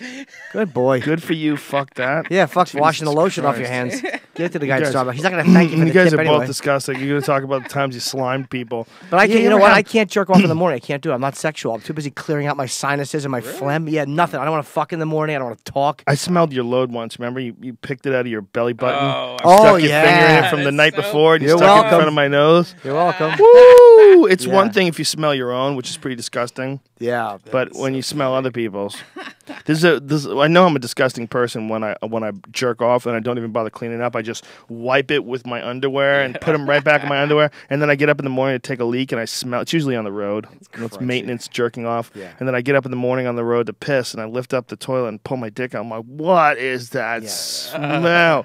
Just like the sour milk. Yeah, like the banks of a fucking polluted river. It's all clumped up in the hair. So gross. Yeah, I'm very smooth, so I wipe fishy. it right off. Wipe it right off. Yeah, it comes right off. If you could fix one aspect of yourself, though, that's the thing that you would like to get on track, huh? Absolutely, because I think it stops me career-wise. Like I have a good career where like I enjoy where I'm at, but it allows me to stagnate on a level where I should not be stagnating, and it permits me to be comfortable where I shouldn't be comfortable, and it's like a little safety, it's like a little security blanket where it shouldn't be. Have you thought about getting maybe like a cock lock or one of those chastity belt locks where it has a key and you just He would get love the that. key? It would turn him on. Yeah, I'd find something about that. I would just get Mistress to put a strap on and spit on me. You know, believe me, there's always a way. There's always a way. Do you still like that shit? Like you're into dominatrixes. And Yeah, stuff, they're right? sexy. I mean, Every now and then? I haven't in a while, but they can be very sexy. Sure, if they're good, if they know what they're doing. If they're You just good. like the whole dirtiness of it, right? The Is that what it dirtiness, is? absolutely, man. I love the perversion. I love a woman who can read me. Every guy wants to be owned, whether you're dominant or submissive. And when a woman can read me and anticipate what I want, I love that. You're love it. getting so fired up. But it's hot, man. Can't you just enjoy that though? Why does it have to be an obsession? Is there a balance that can be achieved here? Yeah, where you it's- can just enjoy the sex and sexuality and just not tweak on it all day? It's greed.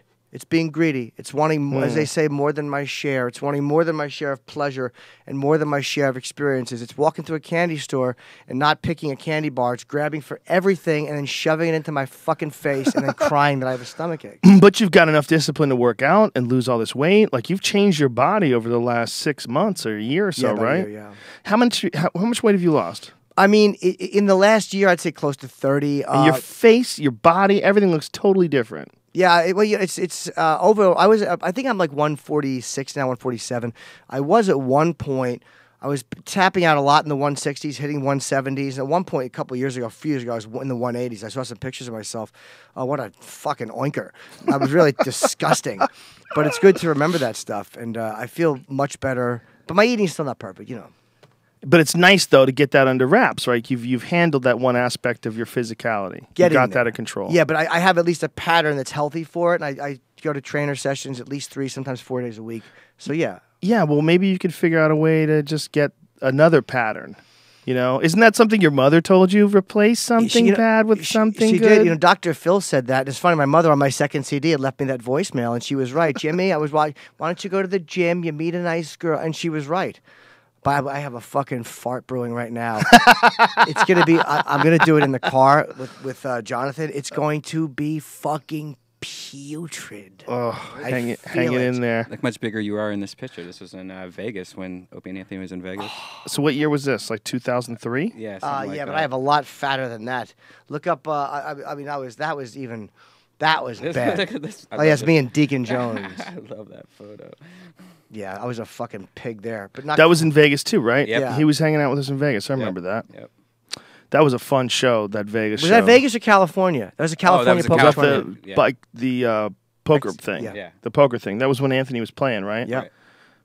Fun times. And Opie stepped on Ed Asner's cake. Yeah. Theoretically. Theoretically. Yes, and metaphorically. Ed Asner called him a destroyer. Yeah. It was hilarious. Yeah, it was funny. That was really fun.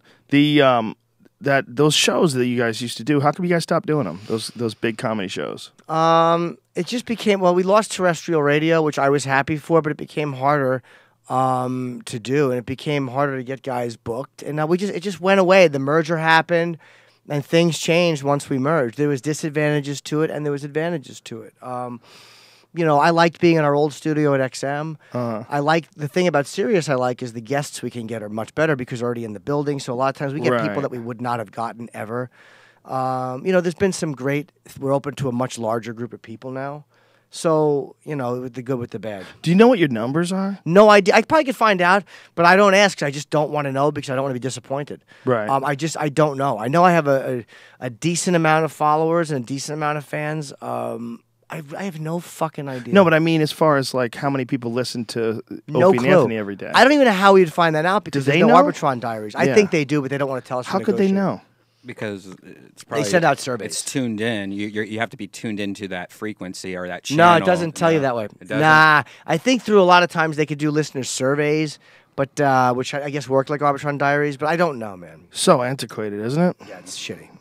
I really think that if you weren't on it, you would have the biggest fucking podcast in the world. Oh no, I really do. I I think don't- you'd have a huge podcast. I feel like I've been, I'm not fishing. I really mean, like, I feel like I'm boring when I talk too long. I just can't. I fucking would be out of my mind. I like to snipe. I like to fucking sit there and watch fucking Greg and Tony do the heavy lifting, and I pipe in with, like you said, the fucking quick shot, or I'm the fucking sniper in Full Metal Jacket. I'll just shoot a few bullets and then sit back and let them do the heavy lifting, and I like that. Well, you guys have a great relationship too. You Yeah. guys have been doing it together so long. But I think if the three of you bailed together, it would you could still, I think you could maintain the exact same amount of income. I think it'd be the exact same amount of people listening, if not more. I think that's the future. Well, I there really is the do. Opie and Anthony podcast. That's Yeah, available I was right just now. about to bring that up. Yes, we do have the podcast. Yeah. So, and how does that work? They just go on. It's on iTunes, and a lot of times it's best of the week plus a couple of old bits. Or That's the cool part. Yeah, there's an old bit in there. It's basically just to get people, because they don't want to give away content either. It's just to get people who have heard of the show to check it out and see if they like it. But a lot of times the fans already have the content because they've heard it already. Well, I'm going to tell you this, man. If it wasn't for you guys, I don't think I would have ever started a podcast. And if it wasn't for Anthony doing Live from the Compound, Brian and I would have never started doing that Ustream show, the show that kind of started it out. And before that, what was it, Justin TV? Justin we did a TV, few of did the those. green rooms Yeah, we did a shows. few of those in the green rooms. Like, we kind of had an idea of doing something like this a long time ago. But seeing Anthony do it from his place really motivated me because Anthony set up a green screen and put a professional desk in there and had professional microphones and cameras. I mean, he really went balls out. He told me he spent like a stupid amount of money to convert the downstairs of his house into a recording studio. And this is a guy who already has a fucking full-time gig. And if you've never seen Live from the Compound, he did some with his ex-girlfriend Melissa where he would get fucking shit-faced hammered. He would do karaoke while holding a machine gun. Oh, yeah, I love that. He was hammered, and he would take calls. I called in once. He was on. I was watching. I was like, "This is amazing," and he was just hammered, drinking wine, holding it up, loving it. Well, the fun thing is that he accomplished all that, and he built that studio. All this while, like you said, doing a full-time gig and drinking like William Holden. And I'm fucking jerking off, and I can't get myself to fucking motivate. Like that's humiliating to me. Like, and I've watched Anthony build that studio. I'm like, look at what he's doing. I can't even rearrange my apartment. I fucking just stagnate. Start and don't finish. Start and don't finish. Start and don't finish. I fucking hate it. Yeah, I had always had this idea to do something like that. When after seeing him do it, he did his thing was so interesting because at the time when he was doing that, nobody was doing something live on Ustream like professionally. He would like have different backgrounds. You know, he could have a background that was like the city because the green screen. He could switch the background and turn it into whatever the fuck he wanted, which was so badass. It's a great idea, and when he does it, when he eventually just turns it on and pots up the mics anytime he wants. Yeah, he just goes downstairs and hits a switch, and boom, you know. And then Brian set up the place at the Ice House, and that's like the natural progression of setting this place up. I need a technical partnership with somebody. I need somebody in New York who can technically, like when I come Rich up with Voss. an idea, yeah, obviously, but then Rich would intellectually just take it and make it so much better as well. His intellect would dominate it. What can't Sirius? Don't they have sound guys? No, I don't mean with that. I mean with somebody independent. It's like if I want to do, because I told you, I want to do a talk show. Like I love interviewing people. I love it, and I want to do that. Well, that's what a podcast is. Yeah, but I mean, I want to do it like on TV. It's far. I want to do it on TV if I you can. did. You let it out. I you son couldn't of a help bitch. it. It was beginning to cause me great pain. It was like a secret. So I would like to do that on. So you want to do it on like FX or something like that, like the Well, FX W. has Kamau Bell. Nah, they have him 5 nights a week now. They would have no interest. But I mean, in like that, something sure, like that I'd kind love of a to. show. It's fun. I think it's a fun thing to do, and I would like to do it. Yeah, that does seem like a fun thing to do, and you would have access to a lot of really fascinating people by doing something like that. I think so, yeah. And again, I like to talk to people and interview them, and it's not it's fun to do. You know, it's Yeah. really fun to. We were talking to Ben Kingsley one time.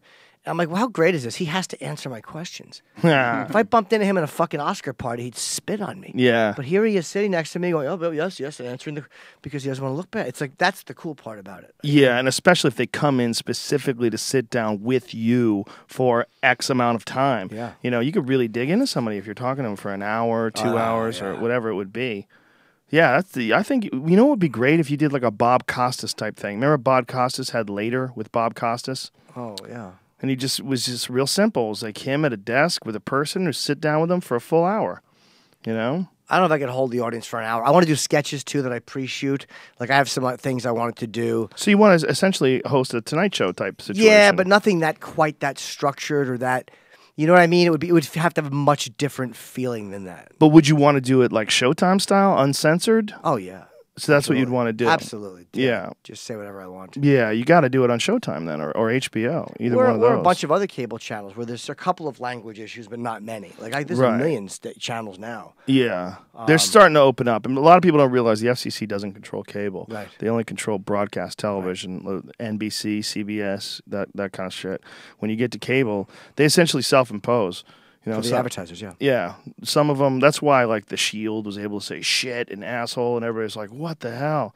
They didn't go fuck. They don't go as far as fuck. But they can. They do on Did you Comedy like Central. The Shield? Yeah. Spike did. I never saw The Shield. Loved I heard it. it's great. Loved it. I'm a Great. Wire fanatic, and people tell me you'll like this. Have you ever seen The Wire? I only watched a couple episodes of The Okay. Wire. I need to get back to it. People always tell me that it's the greatest show ever. It's my favorite show ever. It's a masterpiece. I think Game of Thrones is my favorite show I love ever. Game of Thrones, too. The Wire's better? I thought so, yeah. It was realistic about drug dealing, and I loved it. And I love the characters in it. I'll check it out, little Jimmy. And your special, when does it come out?